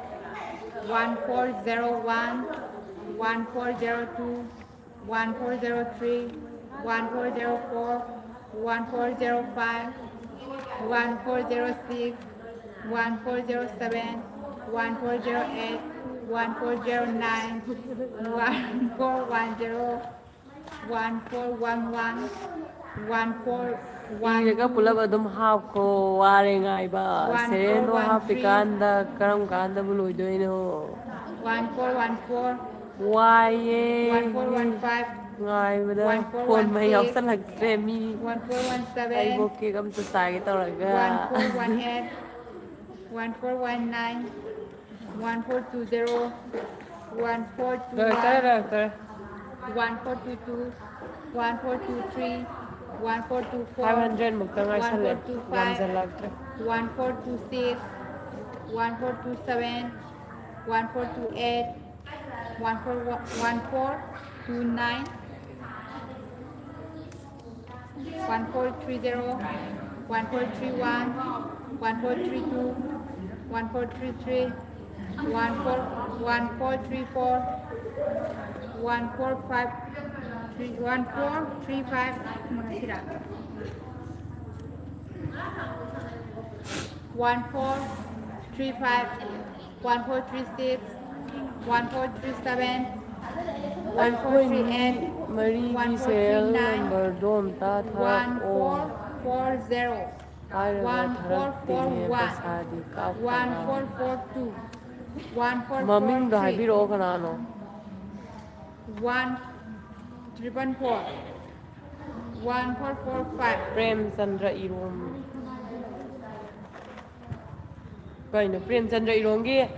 mi mari ki serial hairo sadi ka apre jigwa 1447, 1448, 1449, 1450, 1451, ai gi hap khay pa do da ngai 1453,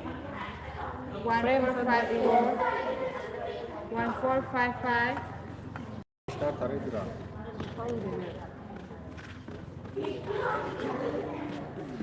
1455, karam kana ticket kakri bano na ta haibiro ne 1457, nga nam ta hai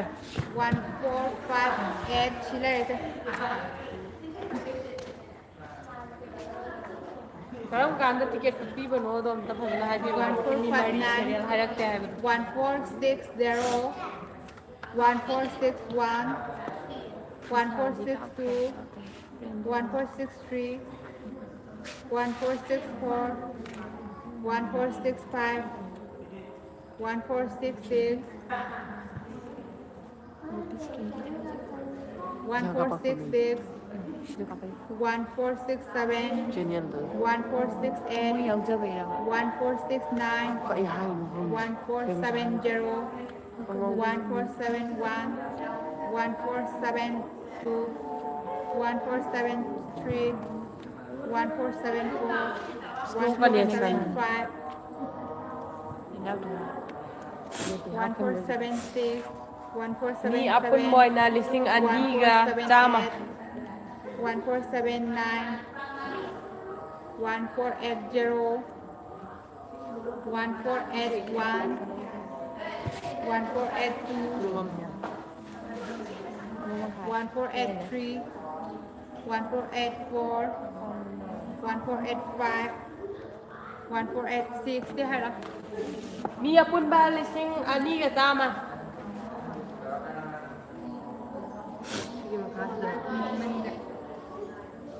1486, 1487, 1488 1489 1490 1491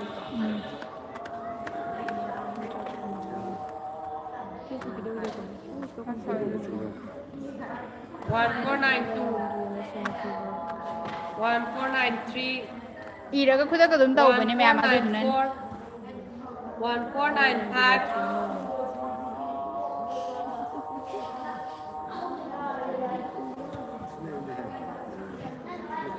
1496 1497 1498 1499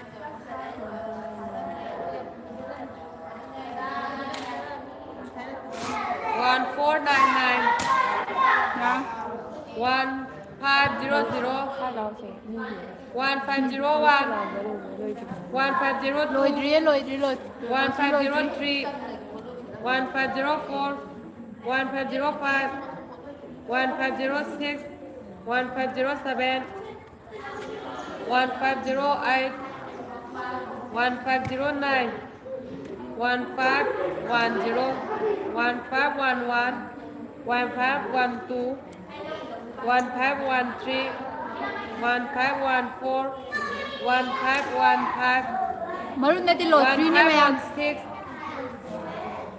1517 1518 1519 1520 1521 1522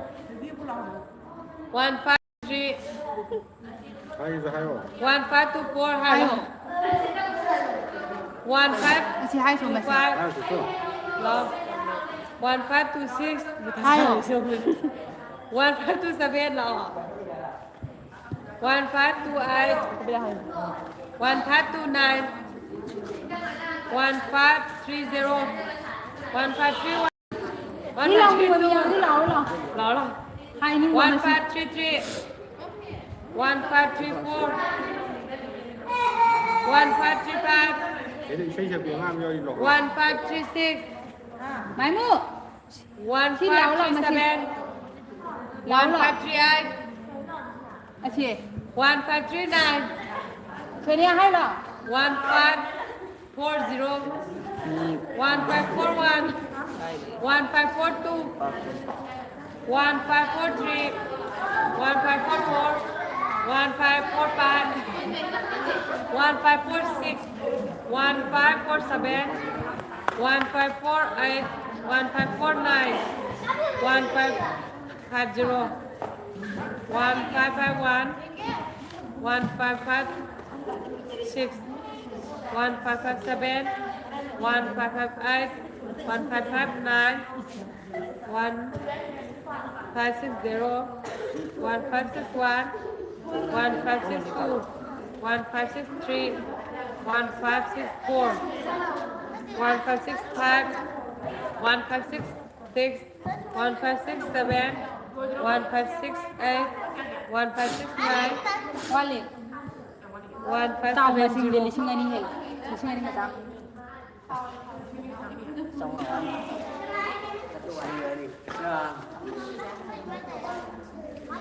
Seven zero 1571 1572 1573 1574 1575 1576 1577 1578 1579 1580 1581 1582 1583 1584 1585 1586 1587 1588 1589 1590 1591 lùi gan lùi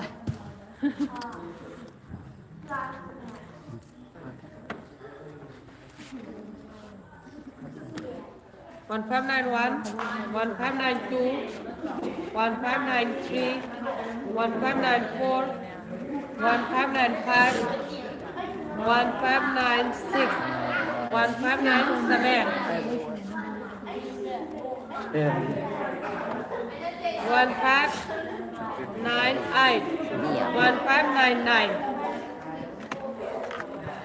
1599 เปรมจันทร์อีรมให้เจสิเจ 1600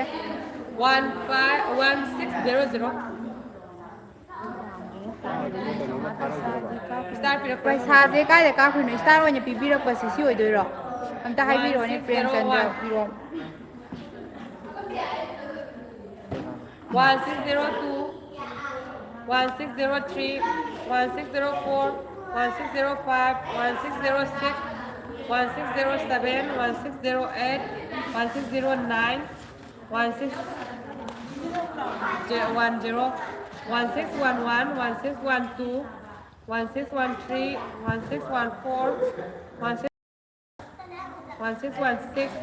1617 1618 ว่าพี่กันแมงหางไงบิว 1620 1621 1622 1623 1624 เกี่ยกี่มดไปเช้าเนี่ยเราวิทยาด้วยดุงเกี่ยวเนี่ยปีนี่ 1626 ยังว่าลีเกลอยด้วย 1627 1628 1629 1630 1631 1632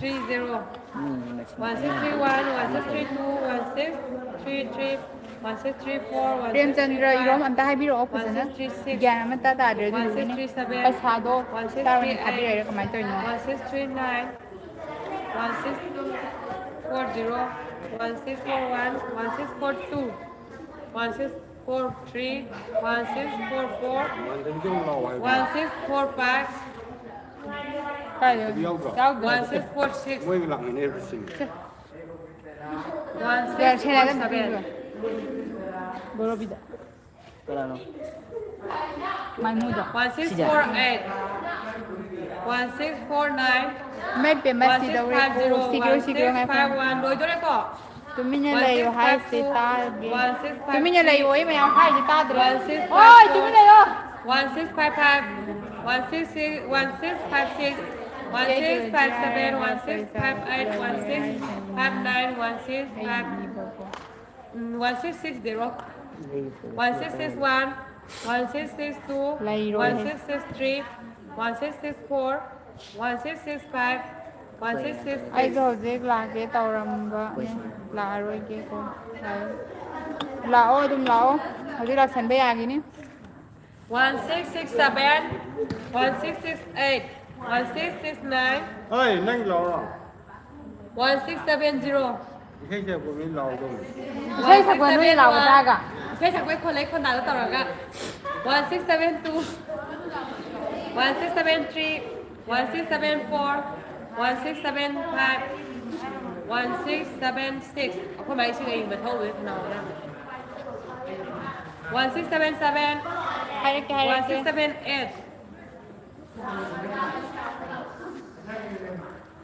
1679 แม่วิดีโอจะแชร์ไลฟ์จะแชร์ตัววิดีโอให้ดีตัวป้าจะน้องสันตุลคอมเมนต์นะแบบ 1682 1683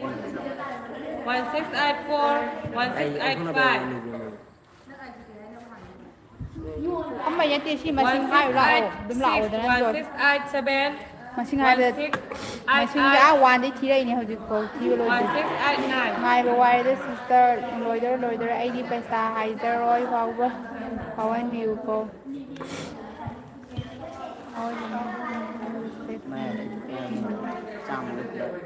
โอ้มีอร่อยเบสิรอดิซิงอันนี้ก็จามอะไรก็ 1690 ใช่ตัวโอ้ง่ายเลยใช่ตัวโอ้ง่ายเลยใช่ให้เอาแต่เนี่ยเราสิ 1692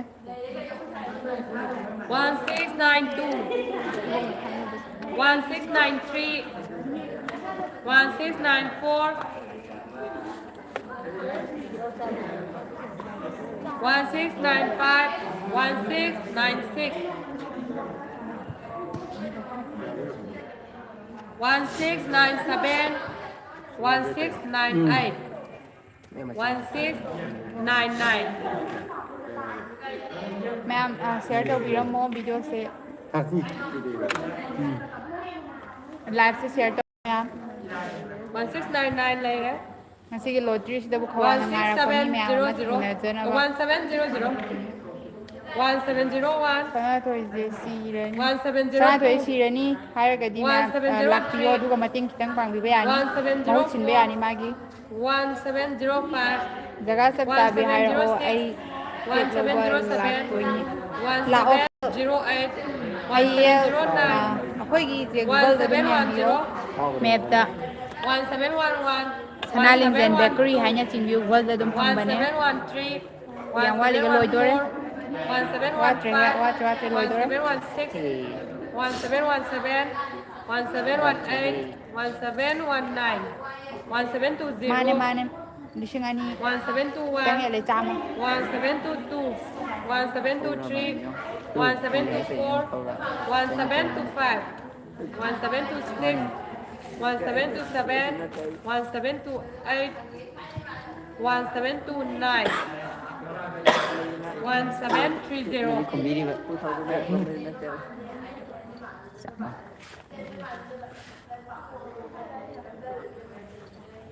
1730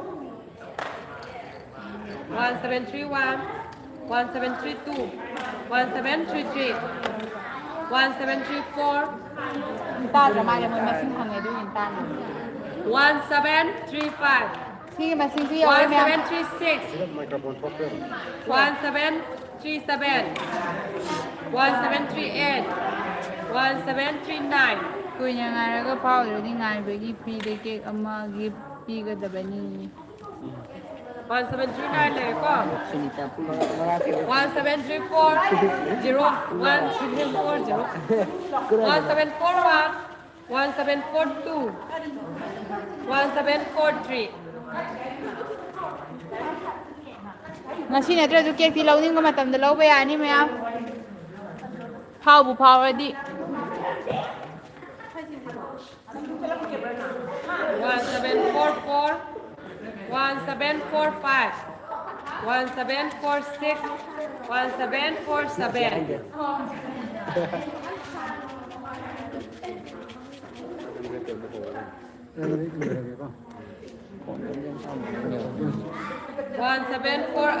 17 Iba di tayo. Tayo. Kasi,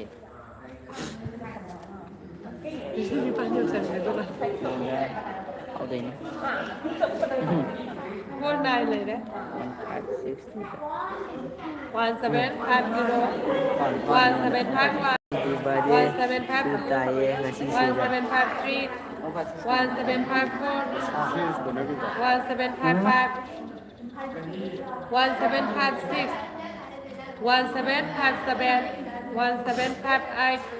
1759 1760 1761 1762 1763 1764 1765 1766 1767 1768 1769 1770 1772 1773 1774 1775 1776 1778 1778 1779 1780 เทียบกันเฮ้ยไม่ต้องมาเทียบ Tadi ada. Angga, asih microphone itu tiyo. Kuma kani. ꯌꯥꯔꯔꯣꯏꯍꯦ ꯃꯥꯏꯀ꯭ꯔꯣꯐꯣꯟꯗꯨ ꯇꯠꯄ ꯌꯥꯕ꯭ꯔꯣ ꯑꯣ ꯃꯥꯏꯀ꯭ꯔꯣꯐꯣꯟꯗꯨ ꯊꯦꯠꯄ ꯌꯥꯗ꯭ꯔꯣ ꯍꯥꯏꯕ ꯐꯨꯔꯤꯠꯇ Tadi ada ba. ꯊꯦꯠꯂꯣ ꯊꯦꯠꯂꯣ 1781 1782 ꯇꯥꯏ ꯃꯣꯏ ꯁꯨꯝ ꯍꯥꯏꯈ꯭ꯔꯅꯤꯅꯦ ꯍꯥꯏꯗꯤ ꯁꯨꯝ ꯋꯥꯁꯤꯜꯂꯛꯄꯒꯤ ꯀꯨꯏꯅ ꯃꯥꯗꯣ Sudah microphone tambah udah banyak bu. 1783 1784 microphone apa yang aku segar mana? 1785 ꯑꯩꯈꯣꯏ ꯁꯦꯔꯦꯟ 1786 ꯅꯝꯕꯔꯗꯣ ꯑꯝꯇ ꯄ꯭ꯔꯦꯝꯆꯟꯗ꯭ꯔ 1787 ꯁꯤ ꯄ꯭ꯔꯦꯝꯆꯟꯗ꯭ꯔꯒꯤꯗꯣ ꯍꯥꯏꯐꯦꯠꯇꯪ ꯍꯥꯏꯌꯨꯅꯦ ꯄ꯭ꯔꯦꯝꯆꯟꯗ꯭ꯔ ꯍꯨꯏꯗꯣꯝꯁꯦ ꯃꯥꯁꯦ ꯀꯩꯅꯣ ꯀꯥꯏ ꯊꯥꯈ꯭ꯔꯤꯅꯣ ꯍꯨꯏꯗ꯭ꯔꯣꯝꯁꯦ ꯄꯩꯁꯥꯗꯣ ꯀꯗꯥꯏꯗ ꯀꯥꯞꯄꯤꯔꯛꯄꯅꯣ ꯏꯁꯇꯥꯔ ꯑꯣꯏꯅ ꯄꯤꯕꯤꯔꯛꯄ꯭ꯔꯥ ꯀꯔꯤꯅꯣ ꯑꯩꯈꯣꯏ ꯒ꯭ꯌꯥꯟ ꯇꯥꯗ꯭ꯔꯦ ꯐꯖꯅ ꯐꯖꯅ ꯍꯥꯏꯕꯤꯔꯛꯑꯣ ꯑꯝꯇ ꯍꯥꯏꯕꯤꯔꯛꯑꯣ ꯃꯥ ꯑꯗꯨꯝ ꯍꯥꯏ ꯂꯩꯔꯦ ꯐꯖꯅ ꯒ꯭ꯌꯥꯟ ꯇꯥꯅ ꯏꯁꯇꯥꯔ ꯄꯤꯈꯤꯕꯅꯤ ꯈꯣꯠꯈꯤꯕꯅꯤꯅ ꯍꯥꯏꯕꯤꯔꯛꯑꯣ ꯖꯤꯄꯦ ꯇꯧꯈꯤꯕ ꯑꯣꯏꯔꯒꯗꯤ ꯌꯥꯎꯔꯝꯒꯅꯦꯕ ꯀꯔꯝ ꯀꯥꯟꯗ ꯇꯧꯈꯤꯕꯅꯣ ꯖꯤꯄꯦ ꯇꯧꯔꯒꯅ ꯀꯔꯝꯕ ꯅꯨꯃꯤꯠꯇ ꯀꯔꯝꯕ ꯀꯥꯟꯗ ꯇꯧꯈꯤꯕꯅꯣ ꯍꯥꯏꯕꯗꯣ ꯐꯖꯅ ꯍꯥꯏꯕꯤꯔꯛꯑꯣ ꯑꯗꯨꯝ 1788 1789 1790 1791 1792 1793 1794 1795 1796 1797 1798 ꯑꯁꯨꯛ ꯌꯥꯝ ꯍꯧꯔꯤꯁꯦ ꯀꯩꯗꯧꯔꯦ ꯍꯥꯏꯕꯅꯣ ꯍꯥꯏꯁꯤꯅꯦ 1799 ꯃꯤ ꯑꯃꯅ ꯑꯩꯒꯤ ꯕꯨꯛꯀꯦꯟꯁꯤꯗꯕꯨ ꯅꯣꯏ ꯃꯤ ꯁꯤꯗ ꯑꯃꯅ ꯇꯧꯗꯣꯏꯔ ꯁꯤ ꯇꯧꯗꯣꯏꯔꯝꯕꯅꯤ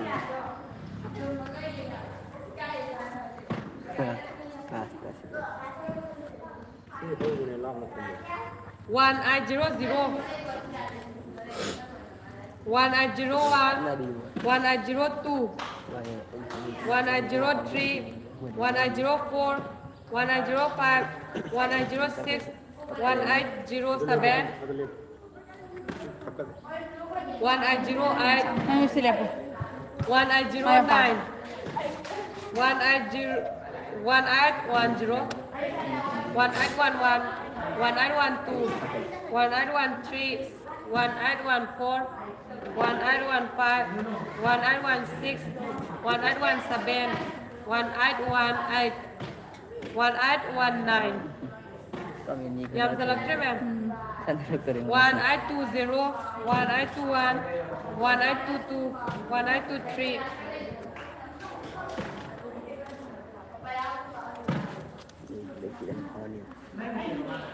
1824 1825 1826 1827 1828 1829 1830 1831 ꯍꯥꯏꯗ꯭ꯔꯁꯨ ꯄꯨꯔꯛꯑꯒ ꯑꯗꯨꯝ ꯄꯥꯏꯈ꯭ꯔꯣ ꯋꯥꯔꯦ ꯃꯤ 1832 1833 1834 1835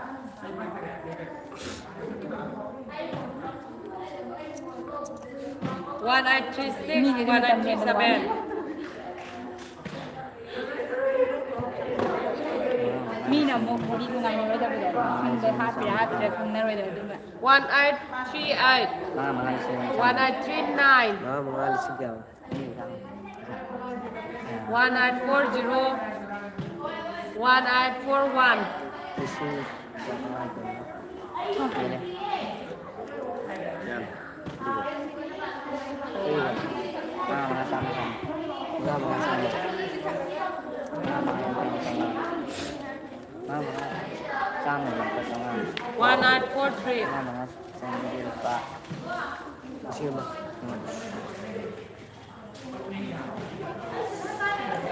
1844 Para kaya.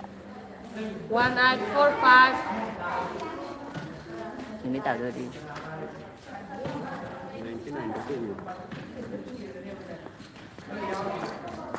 ꯂꯣꯏꯗꯣꯔꯦ ꯂꯣꯏꯗꯣꯔꯦ ꯅꯨꯃꯤꯠ ꯇꯥꯔꯔꯣꯏ ꯃꯌꯥꯝ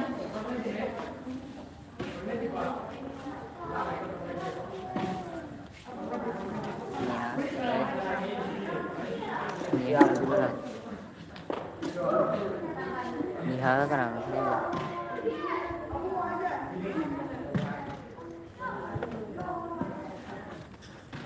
Niha ka ani yun. 1846 ꯌꯥꯡꯈꯩꯗꯒꯤ ꯍꯧꯅꯤ 1847 ꯍꯥꯏꯒꯤꯗꯥꯏꯅꯦ ꯍꯥ 49 ꯕꯤꯌꯨ ꯁꯤ ꯍꯦꯜꯂꯦ 1948 1949 1850 1851 Konto ha. 1852 1853 1854 1855 1856 1857 1858 1959 1960 1961 1962 1963 1964 1965 1866 1867 1868 1869 1870 1871 1872 1873 1874 1875 เนี่ยเขาแต่ในคะแนน นั่งมองเด็กจ้อยเนี่ยช่วยเลย 1976 1977 1978 1979 Actually, big bang am diye. ให้ยังกับเมนด้วย 197 1880 Aday padan diye po na big bang am. ไม่เอารู้มั้งนั่งอ่ะ มาน่ะพวก 1881 1882 1883 1884 1885 1886 1887 1888 1889 1890 1891 1892 1893 1894 1895 1896 1897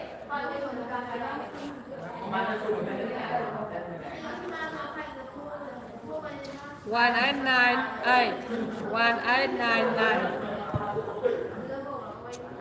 00 เจ๊อะไรนี่เดี๋ยวจะเข้าเลย 1901 1902 1903 ไอ้ 1904 1905 1906 1907 1908 1909 1910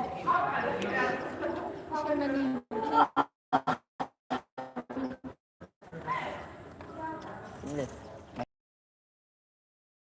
1912 1913 4 1915 1916 1917 1918 1919 mayam live share mom tang kabram mo 1920 1921 1922 1923 kami na mi hatong adore khana bigano mayam isin naw mayam mushimi nena le minasi Koi na noi na ati saw le ga ตัดอะไร ne aga ju phuna gi dore 1924 มันจำได้เลยคุยไป 1925 Rồi rồi, rồi rồi. 1926 1927 1928 1929 1930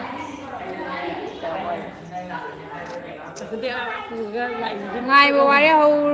reste ho dore listing ani ek yo budagi loi re dore 1931 1932 ya mo gro ko sa me usan jam ha Siya ni ka sam 1934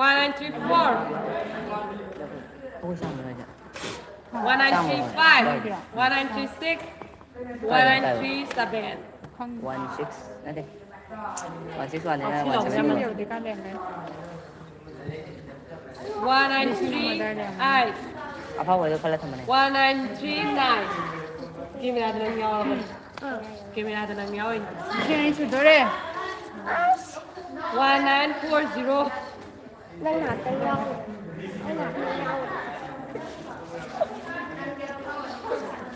Ang ngayon ko. Ang may mga. 1941. 1942. 1943. 1944. 1945. ngai be da wazar bani louder lo sala ka dore hoji khaji khatang ngai re 1946. miku basi mitang ngai minasi me 1948. pa manga ki ke lottery ngasi mak mioi tarau hum doi khanjaraga ke amamam piraga da bani Sini sama. laubi banupi 1950. 1951. เชื่อแต่ซ้ำหนึ่งได้กับร้อยยิงบัวดิ 미도 연칼래요 허직대 뭐지 거니 연가 없니나 봐 미가 티버가 야라 허직대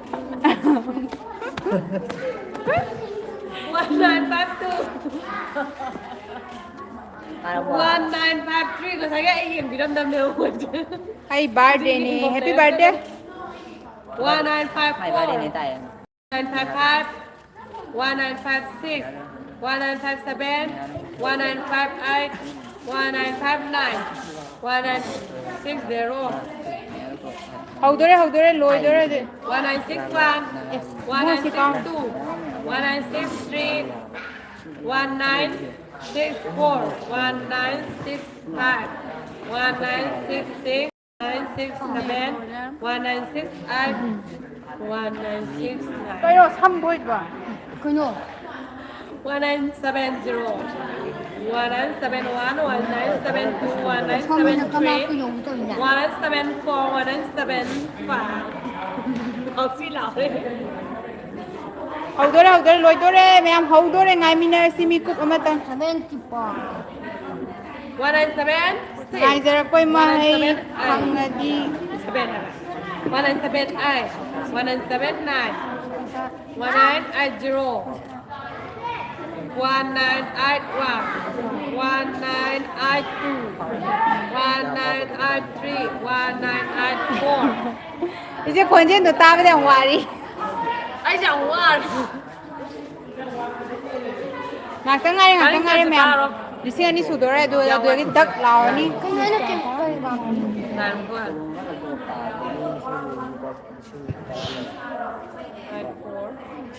185 186 187 188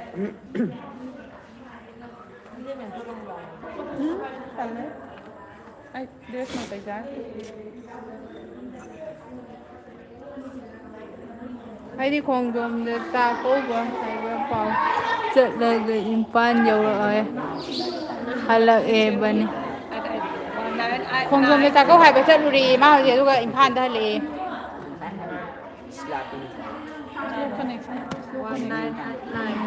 nghe mà cho mấy 1989 anh sana thôi chứ waram ni hai rồi 1991 waram ni mà wajaram đang mà tiếng pang bala ô danan tôi chỉ năng waram mà ni mà lão là gì thì có tao linh kỳ em 1992 1993 1994 Why did you let her 1996 Pula ka chân là chúng ya da ba 1997 1998 Iya ba? 1999 mẹ mà không làm được này Kaya ba? Siguro ba? Ikaw dyan ai chỉ được ghi ghê rồi mà Ay, lagi. 0 ai 0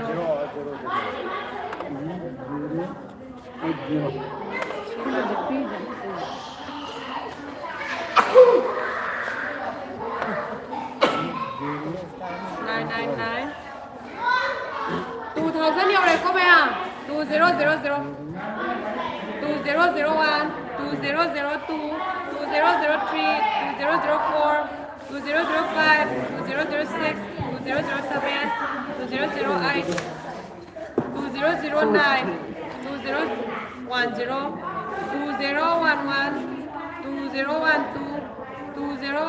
2012 2013 2014 2015 2016 2017 2018 2019 2020 2020 2021 2022 2023 2024 2025 2026 2027 2028 2029 Unicorn. 2030 Kaya may ay. 2031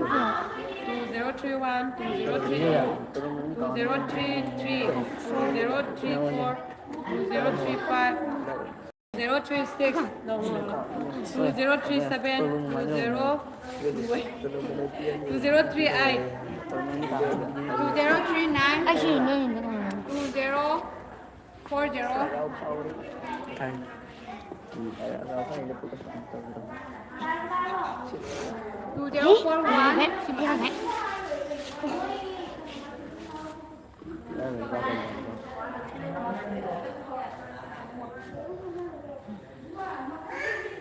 2041 2042 2043 2044 2045 2046 2047 2048 2049 2050 2051 2052 2053 2054 055 056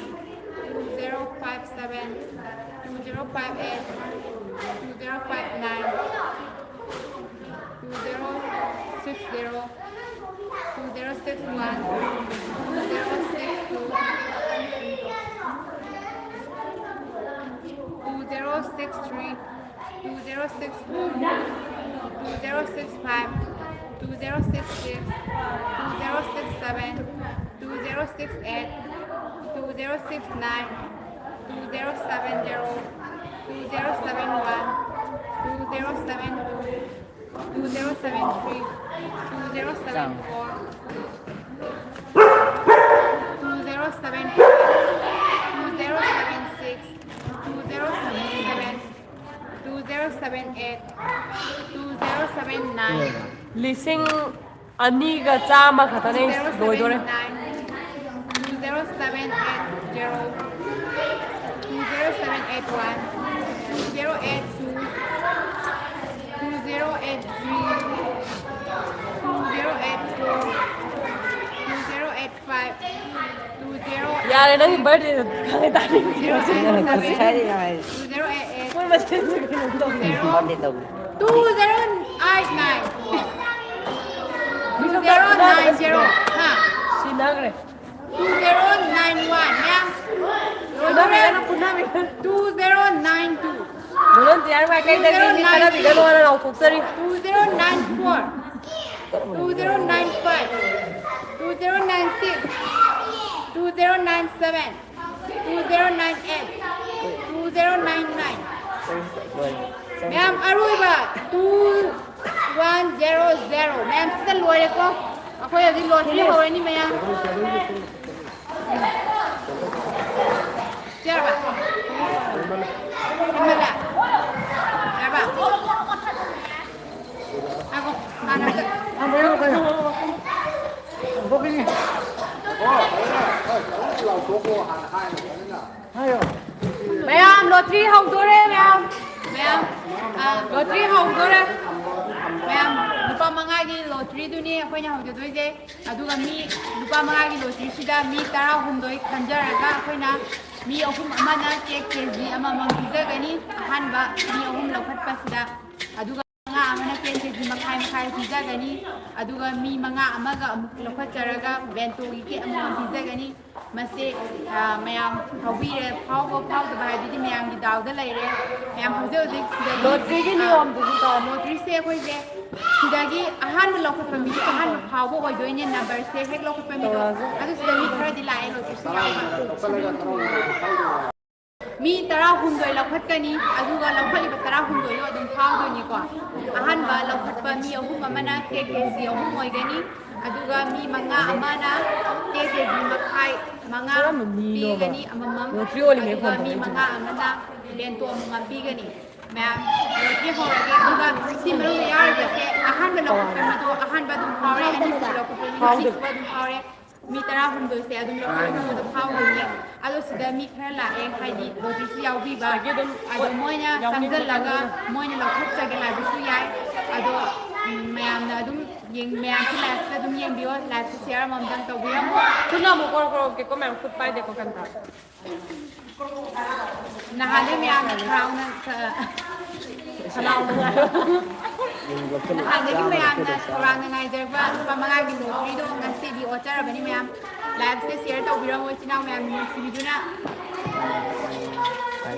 no kaya mo ko mo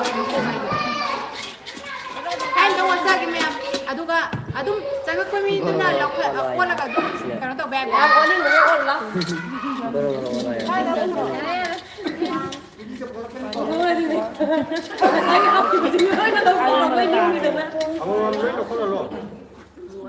ꯃꯌꯥꯝ ꯐꯖꯅ ꯑꯣꯜꯂꯕꯅꯤ ꯈꯨꯝꯖꯟꯖꯒꯦ ꯆꯪꯉꯛꯑꯒ ꯆꯪꯉꯛꯑꯒ ꯑꯗꯨꯝ ꯑꯣꯈꯥꯏꯔꯒ ꯂꯧꯈꯠꯄ ꯌꯥꯅꯤ ꯑꯍꯥꯟꯕ ꯂꯧꯈꯠꯄ ꯃꯤꯗꯣ ꯑꯗꯨ ꯑꯗꯨꯝ ꯐꯥꯎꯗꯣꯏꯅꯤ ꯃꯤ 16 ꯂꯧꯈꯠꯂꯒ ꯃꯤ 16 ꯈꯨꯝꯖꯒꯅꯤꯅ ꯑꯩꯈꯣꯏꯅ ꯍꯥꯏꯖꯕꯗꯨ ꯑꯗꯣ ꯃꯤ 16 ꯂꯧꯈꯠꯂꯤꯕ 16ꯗꯣ ꯐꯥꯎꯗꯣꯏꯅꯤ ꯃꯤ ꯑꯍꯥꯟꯕ ꯂꯧꯈꯠꯄꯗꯨꯅ KG ꯑꯃ ꯑꯅꯤꯁꯨꯕ ꯂꯧꯈꯠꯄꯁꯨ KG ꯑꯃ ꯑꯍꯨꯝꯁꯨꯕ ꯂꯧꯈꯠꯄꯁꯨ KG ꯑꯃ ꯃꯊꯪꯒꯤ ꯃꯤꯑꯣꯏ 5 ꯑꯃꯅ KG मखाई अमम पिजगनी अदुगा मियोय मंगा अमुक लोखचरगा बेंटोई के अमम पिजगनी मयाम लोटरी होनबा तवरसी मयाम नंगा साइदगी लाइव वान येंबिरकदो हजि खुदक्ता लोइदो मी क्या संगरे मी क्या सुगे मसिन खातो करम मीनो बा कनो तो ये phone तसलाइजिबो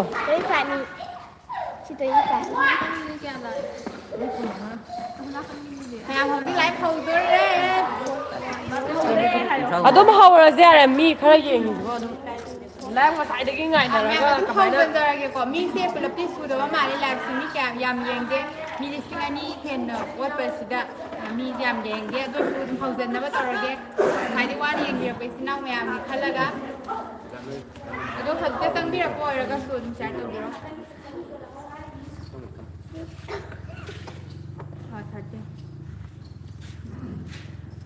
시제 그나 매암들이 아주 짱을 넣었기도 아주 넣었기로 그나 하나 넣었더니 넣었나 하래 해 뭐 파워내가 파워내기야 아주 뭐 까면 자기스다 아주 마음나 넣어라 그나 뭐 하나 정도 넣었나 나오고 하나 넣는 바마 넣어라 아메 티야 이거 매암 나와 오이그라 하노 이그라 미 그래 라이 보고 아주 넣었다 하려게 올라가 너는 넣는 거 mèm nó có đua lúc mà mèm đấy kèm theo nhau mà khác là cái nào mà thắc cái kia đâu này nó cái gì gì đó các người bỏ anh vô là cái này rồi là cái mà cái đó là mà cái gì đâu nhiều quá mà tao bắt luôn chia mà tầng này Ani không suruh mana nak pena onda. mèm mà là mới đâu phải lấy mèm mèm hà này yên biếu cái áo nó mèm cái nào ai cũng muốn yên chơi cái 1878 karena now we are mama houre 1878 number 3 kige đang dùng không 1878 mangan hayel mau ada này là đó tadi cái cọc của mình có xin à xin ai sao đây các bạn Mengalah ya. ini Ayo kita kaya tadi. 1718 Sakit bố này, món gì đấy. Kan bata ngarang ka tani ko si ja lai kai da o toy tawra ka yaw di na china nga ma da yaw pa ne Kuna ya pinare Kau besar besar. kanano o tingba law khulula law o khulula kana kana Nên là lâu nhìn là lâu phải đặt lâu. Sini lo kalau. Sama ni lâu là sao là tí này mà làm gì à? Lâu khai libang ngang cái không. Ayo, ayo tu lo kalau kan. ko ko le Ama kita ni baca lâu bani di baca. ada ka kana kan pa ne ba ada Đây là rồi. Mainan sama tak. Đã qua chứ không? Đây, đã làm rồi. Mẹ ama lâu khai lẽ. 1708 kanano. 1708 Yaw rồi mày em. Lại biếng bị chín nhau sinh nhau rồi cái gì cũng cầm mẹ bị rồi. Oh, hey. Anh ấy super power đấy quả. 1708 albalugram sisu alba yaw ni sina sina la ha sengai sengai jin thongam ko albalugram 1708. Cái gì mà power đấy quả. ma mayam yaw ko mayam yaw de ma ka tani ma phok de Master cái này yaw bây tara Ma tara yaw bây giờ ama power đấy gì. Oi, kita sombong dong. Cuối chi game tôi gì? Ilo kot pemilu sombong. Ama power con. Đi anh đi xuống power đấy. Am tao có cái của mẹ ấy xí đấy. Mẹ em thì nó comment rồi có pi rồi nè.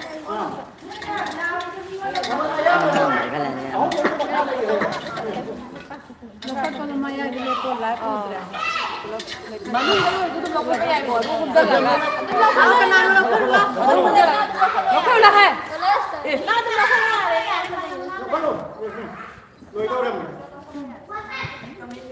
좀 걸려. ꯑꯩꯈꯣꯏꯗꯨ ꯀꯥꯏ ꯆꯠꯈ꯭ꯔꯦ งามahum subani sisu ke kg ama ne ke kg ama ta hantang na last ne ko maya mi ahum ne ke kg ama ne pi dia ni haibado maya kya ring biro 971 live yang video ko maya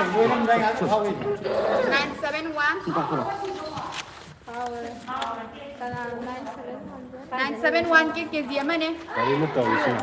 971 971 Sapia Lam na kayo 빼라오자. อันนี้ข้างยาวกว่าไก่เราแต่พอแล้วไก่เรามีแบบนี้แล้วยัง แล้วแต่ด้วยกรุ๊ปไว้เนี่ยยาวไปในบ้านมันอยู่ตรงนั้นนะครับ 분나 뭐 영미. 그룹 원래 영미나 봐. 아니야 뭐. ไก่เรามีสัพยะยาวแล้วก็ดีไลฟ์จะต้องกำเนิดพิพิธภัณฑ์ 971 เก๋ๆสีมาพาวเลยค่ะสิ 971 อะตัวแม่สิเดอะหุ่มสูเรก็เก๋ๆสีมากินเราขับไปเลยเขาสิเราขับตัวนี้เก๋ๆสีมาขายดิเก๋สีมาขายนี่มางานเราขับซะด้วยเนี่ย 람두가 쳐서 이거. 람두가 쳐서 바깥 막하다. เจ้าแม่วัวผมบอกดี ไอ้ตัวเราคนละนี่เราคนละเนี่ยเดี๋ยวนี้เราคนกี่ละเรา 아, 흘러오네. 아이 이거. อันนี้ไม่ต้องวนใจกันตัวคนเดียวไป คุณต้องจับเขาเราเขารู้ เราคนละมาเราคนละมา 말로 걸어 놓는데. นั่งนั่งนั่งนั่งนั่งคนเดียวไปแล้วกันตัวเรา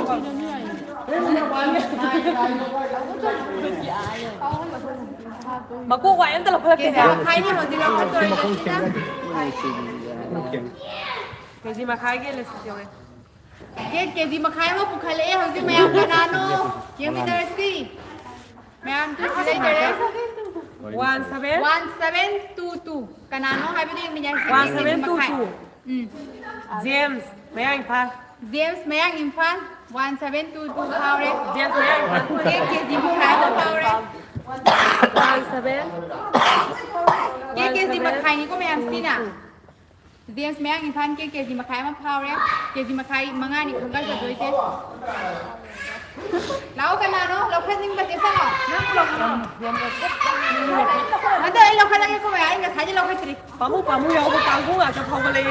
amma ni yam ning ne ยามดาวไม่เทียมไม่ยาวมันมากลางกุ้งเลยมาชี้เจ๊ 예, 신강 뭐는 양아 니 그가 날로 걸어라. Anta lo khan la ke di makai ni mayam เขานี่ที่ไทยเราคนรู้เดียด 너희도 팔려 또 걸어라. ke ano 695 kanano ke di makai ma power mayam ไม่อย่างไรจริง 사실 나 나오기가 있잖아. 나오기 싸마이 쪄다. 695 695 나 뒤내시. คุณดำบะ Kundambat kana le boy อุชัวมาบังเลยกัน Chua ma mang le 내 ke 보이느냐? เกียกชุบเอาเขานิ่งแต่มาเกียกซานิ่งแต่หายไปมุ่งเลยสินะ di makai ma เขาว่าทีละกันว่าไปมุ่งเลย Kundambat มาเสร็จ 좋아, 뭐가 di 까이다. makai phare chua ma mang le kai ai hai cái ta mà rồi moi gì lại gì mi gì 695 ta cái ke di makai ma power ba ke di makai ani su re mayam ta ko hum su bai ke di makai ni kana 나 걸어. Ahora, aku bilang, tu bilang. 좀 이정도 걸어라. Wala ka daw khala. Daw khala ni mayam lag pa mayam su mayam yaw ri du mayam daw khala ni ba thang ta. Wala ka ni. Ke di makai man daw khalo ke ke. 차 걸로. Ka chang jilo. Kaya mo khay. Kaya. Yam ya ni su di ma ma ka ra ma. มาแล้วเราแค่ได้มาขายได้เราแค่เกียกนั่งเราไม่ไปเราคนเดี๋ยวเราไม่ยอมก่อน Nam mga banate. Kana gilay ba ko ring ke di makai ma yang ni mayam. โคตรตัว 432 the power ke di makai ma daw mo. 432มาสนามโรสทัน 람들아. 람양들. ลำทาร์เต็กลำไม้ลำแรม May snam mo san the power lam di hai lam. มาไม่ยามเดียว เยอะกว่ามาไม่อันเดียวดูมองว่าจะพาวเลยพอได้นำคนขึ้นหน้าเตาอีกตัวไหมอ่ะเราจะขึ้นเนี่ยพาวไปทานเราให้ไงโคตรทรีตัว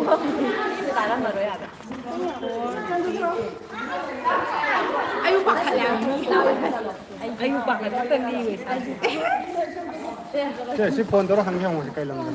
ใกล้ลำนู้นทางเพชรทางอ่ะจะชิ้นลำไผ่ลำเดียวกว่าจะใช้กันลำชิ้นแรกเลย 93 Ai chọc vào lần gì? 3i4 Ai chọc vào lần? 903 Anh con này. โฟนตัวละหังเดียวกับซีเซีย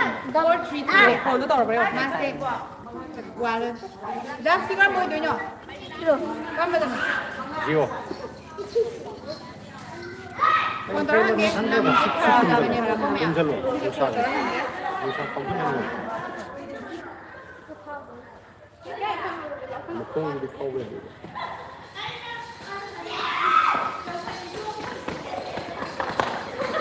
ไม่เซล มันไปตรงไหน ก็นัมเบอร์มันยาวดิ นัมเบอร์นี้สุดละไม่จ้ะ i413 ดูเดี๋ยวส่งตัวใครหรอ i413 002 365ไม่เกิดนิดก็ไม่เอาจ้ะ Nada, come la verità. แกเกียร์สิมาขายมะพร้าวเลยด้วยลำไส้ลำเดือดแล้วควรโตกันก็ไม่เอา ทำไมอะไรเอาไป ไม่สนามโรสันโอยเบียร์ Adu microphone ma nakta tham. ซีเด็กกิโลทรีไม่เอาวิบัติดูดูฟ้าดูไกลเลยไกลลำโอยเบียร์บันไกลลำเสียใช่เสียงไปลำเด็ก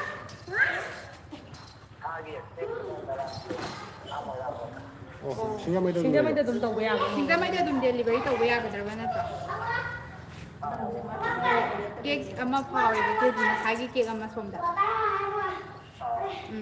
อันนี้ดูที่ควรตัวเดียว Lambi ho.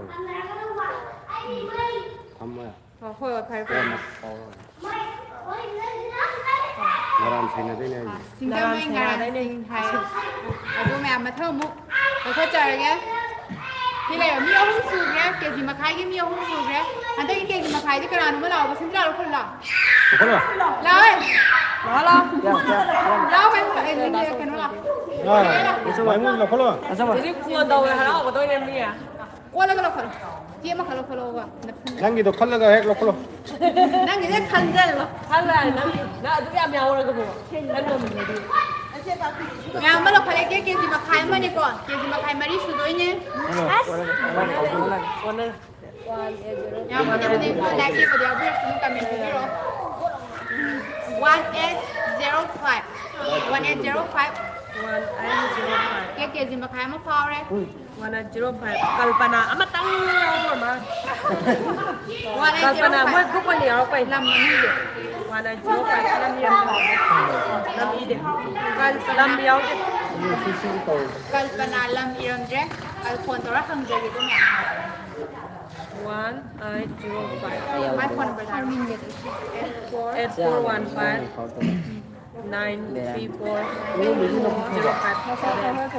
934 ที่กัลปนาที่ลำอีรำเจ๊ทุกคนเราไม่ต้องมีเก๊กสิมาขายมะพร้าวเลยมาวันเดียวเด็ก 1805ตา Cái này là คนจะเที่ยวเดียว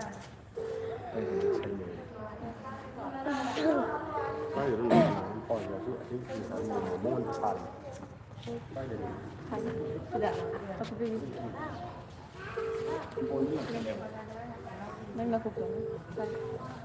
คนไปจริง Cái phao gần tập phun bài cái lạp riêng tập răng đi. Lạp riêng tập à tập phao. และจริงอีกไม่อันที่อันจะเผาไปเอาถึงนี่ Cảm ơn tập phi là con đeo tập rồi phao nó bây คน giờ. ไปจริงมาจะเขาได้แต่แล้วจะเจอที่นี่ À. Con ค bài น rồi ไป đi. แล้วเจอตัวมาคนเลยว่าตัวเราที่ดูไปเจอไง Mới gì group ơi là giàu มา vô มา mà. เผาเก๊กสิมาขายมะพร้าวเลย Group ơi là mới วัน làm เอ็ด mới เจโร่ไฟจ้ะวันเอ็ดเจโร่ไฟอีระบะ y đây. ไปเป็นนะอ่ะดูกันมาทั้งมูลค่าเก๊กสิมาขายมากันแล้วไม่ต้องเราเพิ่มแล้วลิงเจน่าสุดท้ายอ่ะสักแค่ Đây. เราเพิ่มแล้ว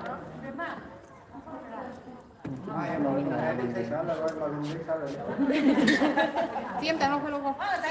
Thấy đó, ba là cái gì này. Ah, kana som senga lo se, som senga ke na udre. เอาสิอีน่าเวียมาลากันเราคนเลย Không đi bơm mini gì rồi. อย่างเผานี่ก็ลากไปนี่ก็สายเด็กดีกว่า Thôi rồi có là cái này. 530. 530เก๊กสิมาขายมะพร้าวเลยคันตั้งแต่เก๊กสิมาขายรวยมาตั้งแต่เป็นตัวเซริสายนี่ก็เก๊กสิมาขายมางัด 530. Cái này là 1,000. Ba xuôi đây kì. ลาช่วย ปลาช่วย ชื่อลำธารอะไรเดลลำมวยลำย้อมเลย ลำทารั ลำ ม ทั้งก็เป็นปลาช่วยดี นั่นเป็นชื่อปลาเรียวไม่ใช่น่ะ ตัว มามารีเอาบุดามาพาวเลย เฮเลนานี่เขาจะมาว่าเสีย เฮเลนานี่เขาจะพาว มันจะนับไปอยู่นี่ เฮเลนานี่เขาจะเก๊สิมาขายพาวมาในลาสเนี่ยมาท่านเราคัดไปได้ดีเบนตัวเลยนี่ควรต้องสิคนเดียว อ่ะ 60096 709 Ini dia belum paham.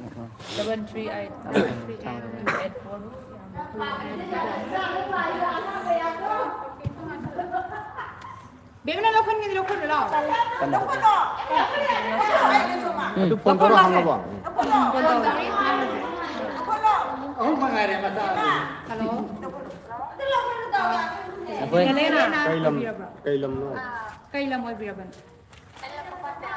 โอ้เก๊กี้เราเชื่อไหมเขายาววิบัติอะดูชมเดียเก๊สิมาขายมากี่ power แบบอะดูดีโอ้ค่อยอะดูดีทำใจลำตัวทำใจไปแล้วผู้ ไล ป้า ฟ์ จะ เบียนี่มาไม่ใช่ไลฟ์เบียก็เลยมีแม่เฮเลนานี่เขาจะแม่มาทั้งฮันเดกเก๊สิมาขายกี่มังงะมันเราก็จะไปเลยอะดูก็เบนตัวกี่มังงะมั้ง Oh, ya nanti. เบียร์ไม่นั่งเราก็เดินจากง่างมาอีน่าพี่มาสั่งเงี้ยเราคนเอาไปเอามาตีเราคนเราเอามาเติมเราคนเราก่อนยังไม่ตัวยิงกันทีเราคนเรามาแต่เมื่อเราไป มาใกล้ ใกล้เราพัฒนาไปนี่ มันนำมันนี่สิมาคุกกินนี่ 83นี่มาพาเดินเราคนเลย ดานันจอย แต่นั่น ไก่โรเดกี้หัวไก่เด็กหัวไก่เด็กไม่มาใช่แบบไม่ฮับกันหนวดนะครับแต่ มาใกล้เดี๋ยวยี่ มาใช่ไม่ฮับพี่กันหนวดนะครับแต่เนี่ย มากินหลังมีนาบะมีดรอ ไอจิทรีไปคัดทารีละไปคัดทารีมันไม่นับกันหรอ ไปคัดทารีนะ 83แต่นั่นจอยพาวเลยก็แม่หัวปากไก่เดี๋ยวยี่มากินละมีละมันนี่ฟอนต่อเลยก็สิมาดีเบนตัวกี่เกียร์ก็ไม่ในพาวสิก็แม่เบนตัวกี่เกียร์มาพาวเลยเบนตัวมังงะเนี่ยเราเข้าใจแต่อาหารแบบมาพาวเลย ว่างอย่างนั้นที่มันมาไม่อยู่ใต้ น้อยเนี่ยว่าแม่เราจะไปเนี่ยขนาดที่ฟังเนี่ย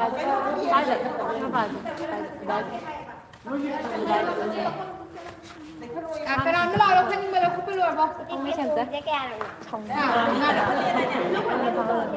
แล้ว Nggak tahu saya ini apa. ยังแต่เราคน มันนี่ก็หันเรื่องข้ามมาเนี่ยครับ อันนี้คือเล่นทางงานกับไปเลยแล้วหันตกดอก Saya tinggal dulu. 3 series ละ 392 392ถวยภาษาโคเซมให้ยันมาค่ะ โดยภาษาโลกเซมพยัญชนะเลยค่ะ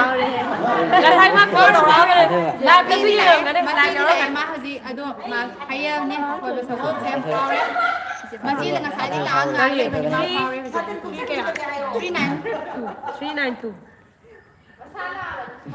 มาไม่เอาเสื้อมันดีกว่า เบ มัน น ดี ตู กว่า กีเอามาพาวเรกว่ามา ไม่เอาเดียวเซ็ง เบนตูกีอันนี้สุดเลยเราคนอะไรตัวก็ไม่เราคนก็บีก็เป็นต่างกันเราคนกันมุ้งเราคนกันอ่ะเราคนละไม่เอาหรอกยันจีเราเราคนละไอ้พวกแม่เนี่ยก็ไม่อ่านกันเราคนละ Nah, kalau kan ini. Mangan lah kalau. Woi makan orang ini jangan telefon lagi. อันจะโทรไปอะไรอีนั่งบนกัน Iya, udah film. Ini. น้าว่ามันเราคนละแม่ 76 76 บวยมันจะสปอร์ตพักเดียว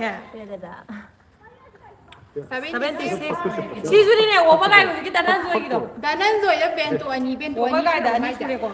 ว่าปากไก่แต่นั่น มาแม่ไม่ไปนี่ มาแม่ยาวจ้าไม่ยาว 76ดีกว่า เป็นตัวนี้สวยมากกี่จ้ะ76พาวเลยกว่าแต่นั่นสวย ยำซ่าตัวไหนมา ก็น่าเราคนนี้ก็ง่ายเลยอันนี้ก็ง่ายเลยเราคนละกี่สิเราคนละโอ้ยใครกี่กูแม่ใครนมมาซิ่งเด็กเราคนละเฮ้ยอีเจี๊ยบมันอะไรตัวไหน อันนี้ก็ง่ายอันนี้ก็ง่าย อันนี้ก็ง่าย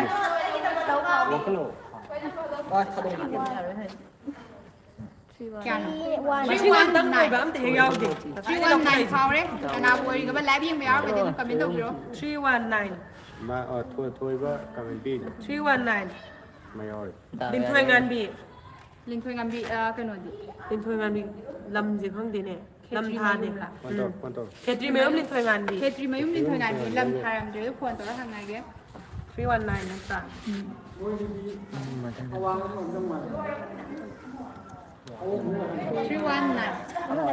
Lâm không tổ.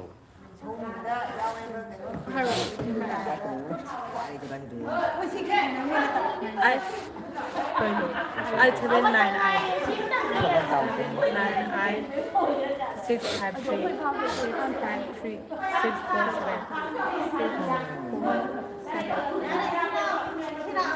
วันที่คอนเสิร์ตคอยแล้วควรตัวละทางเงี้ยก่อนลินถอยงานดีเจลำไผ่รำเดี๋ยวแบบ 319เดี๋ยวนี้พ่อไปซื้อก่อน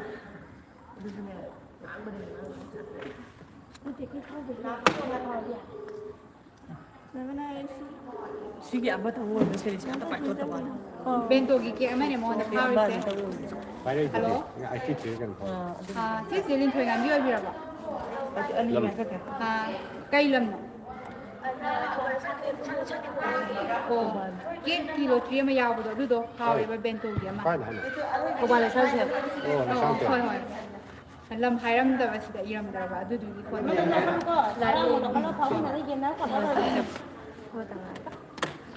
อามาข้างในก็แม่เป็นตัวเกียร์มาข้างง่ายมันนั่นละแต่เราพลังดี Mama, ใช่ไหม mama. ง่ายละได้ไปสิเลย Ok, ok. Anh ta quan số. ไอ้อันต้องใครแม่อันต้องเป็นลาสนี่ก่อน Tao có lắm. ลาสนี่ลาส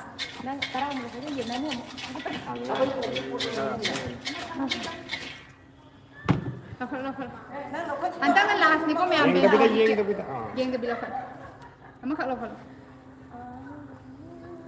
แม่งานแต่ไม่เราขับแล้วแม่อันตั้งแต่อร่อยแบบแกนานนะแม่ 1 3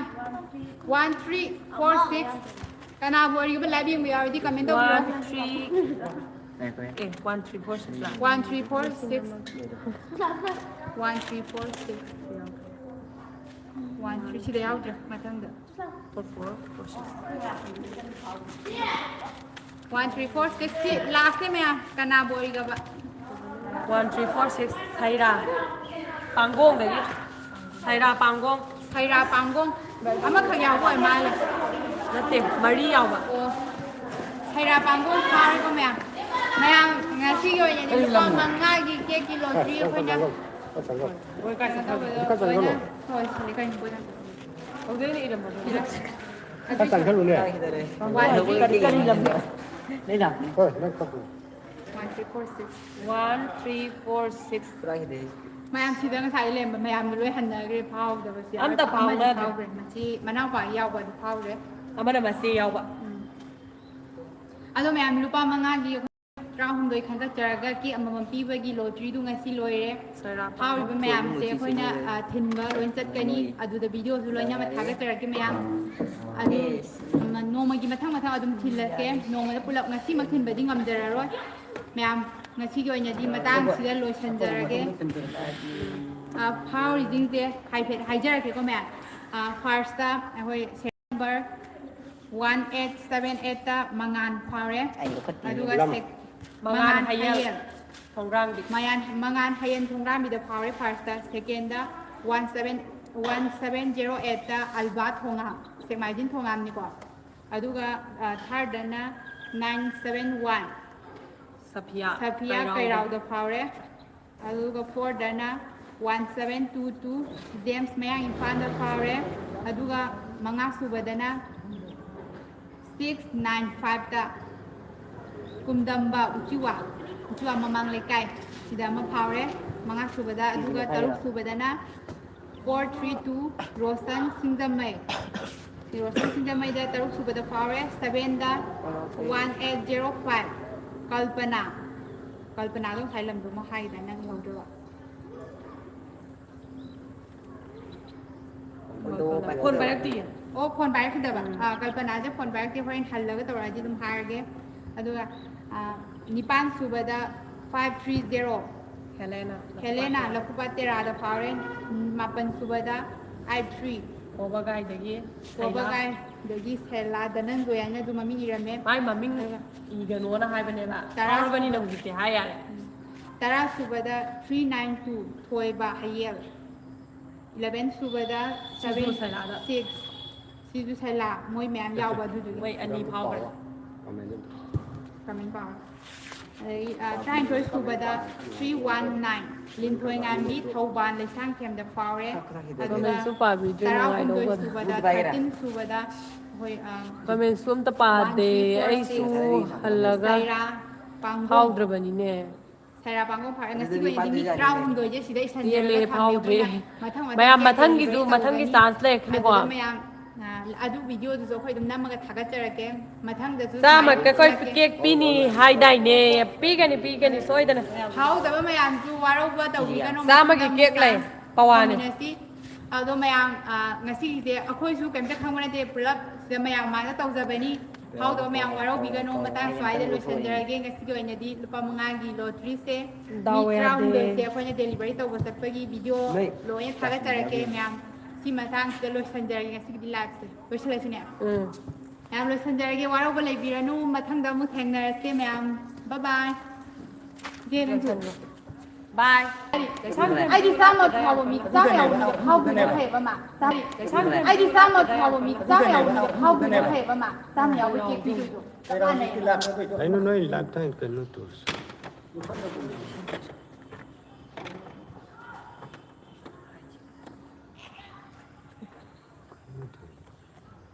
Ini ada motor ada.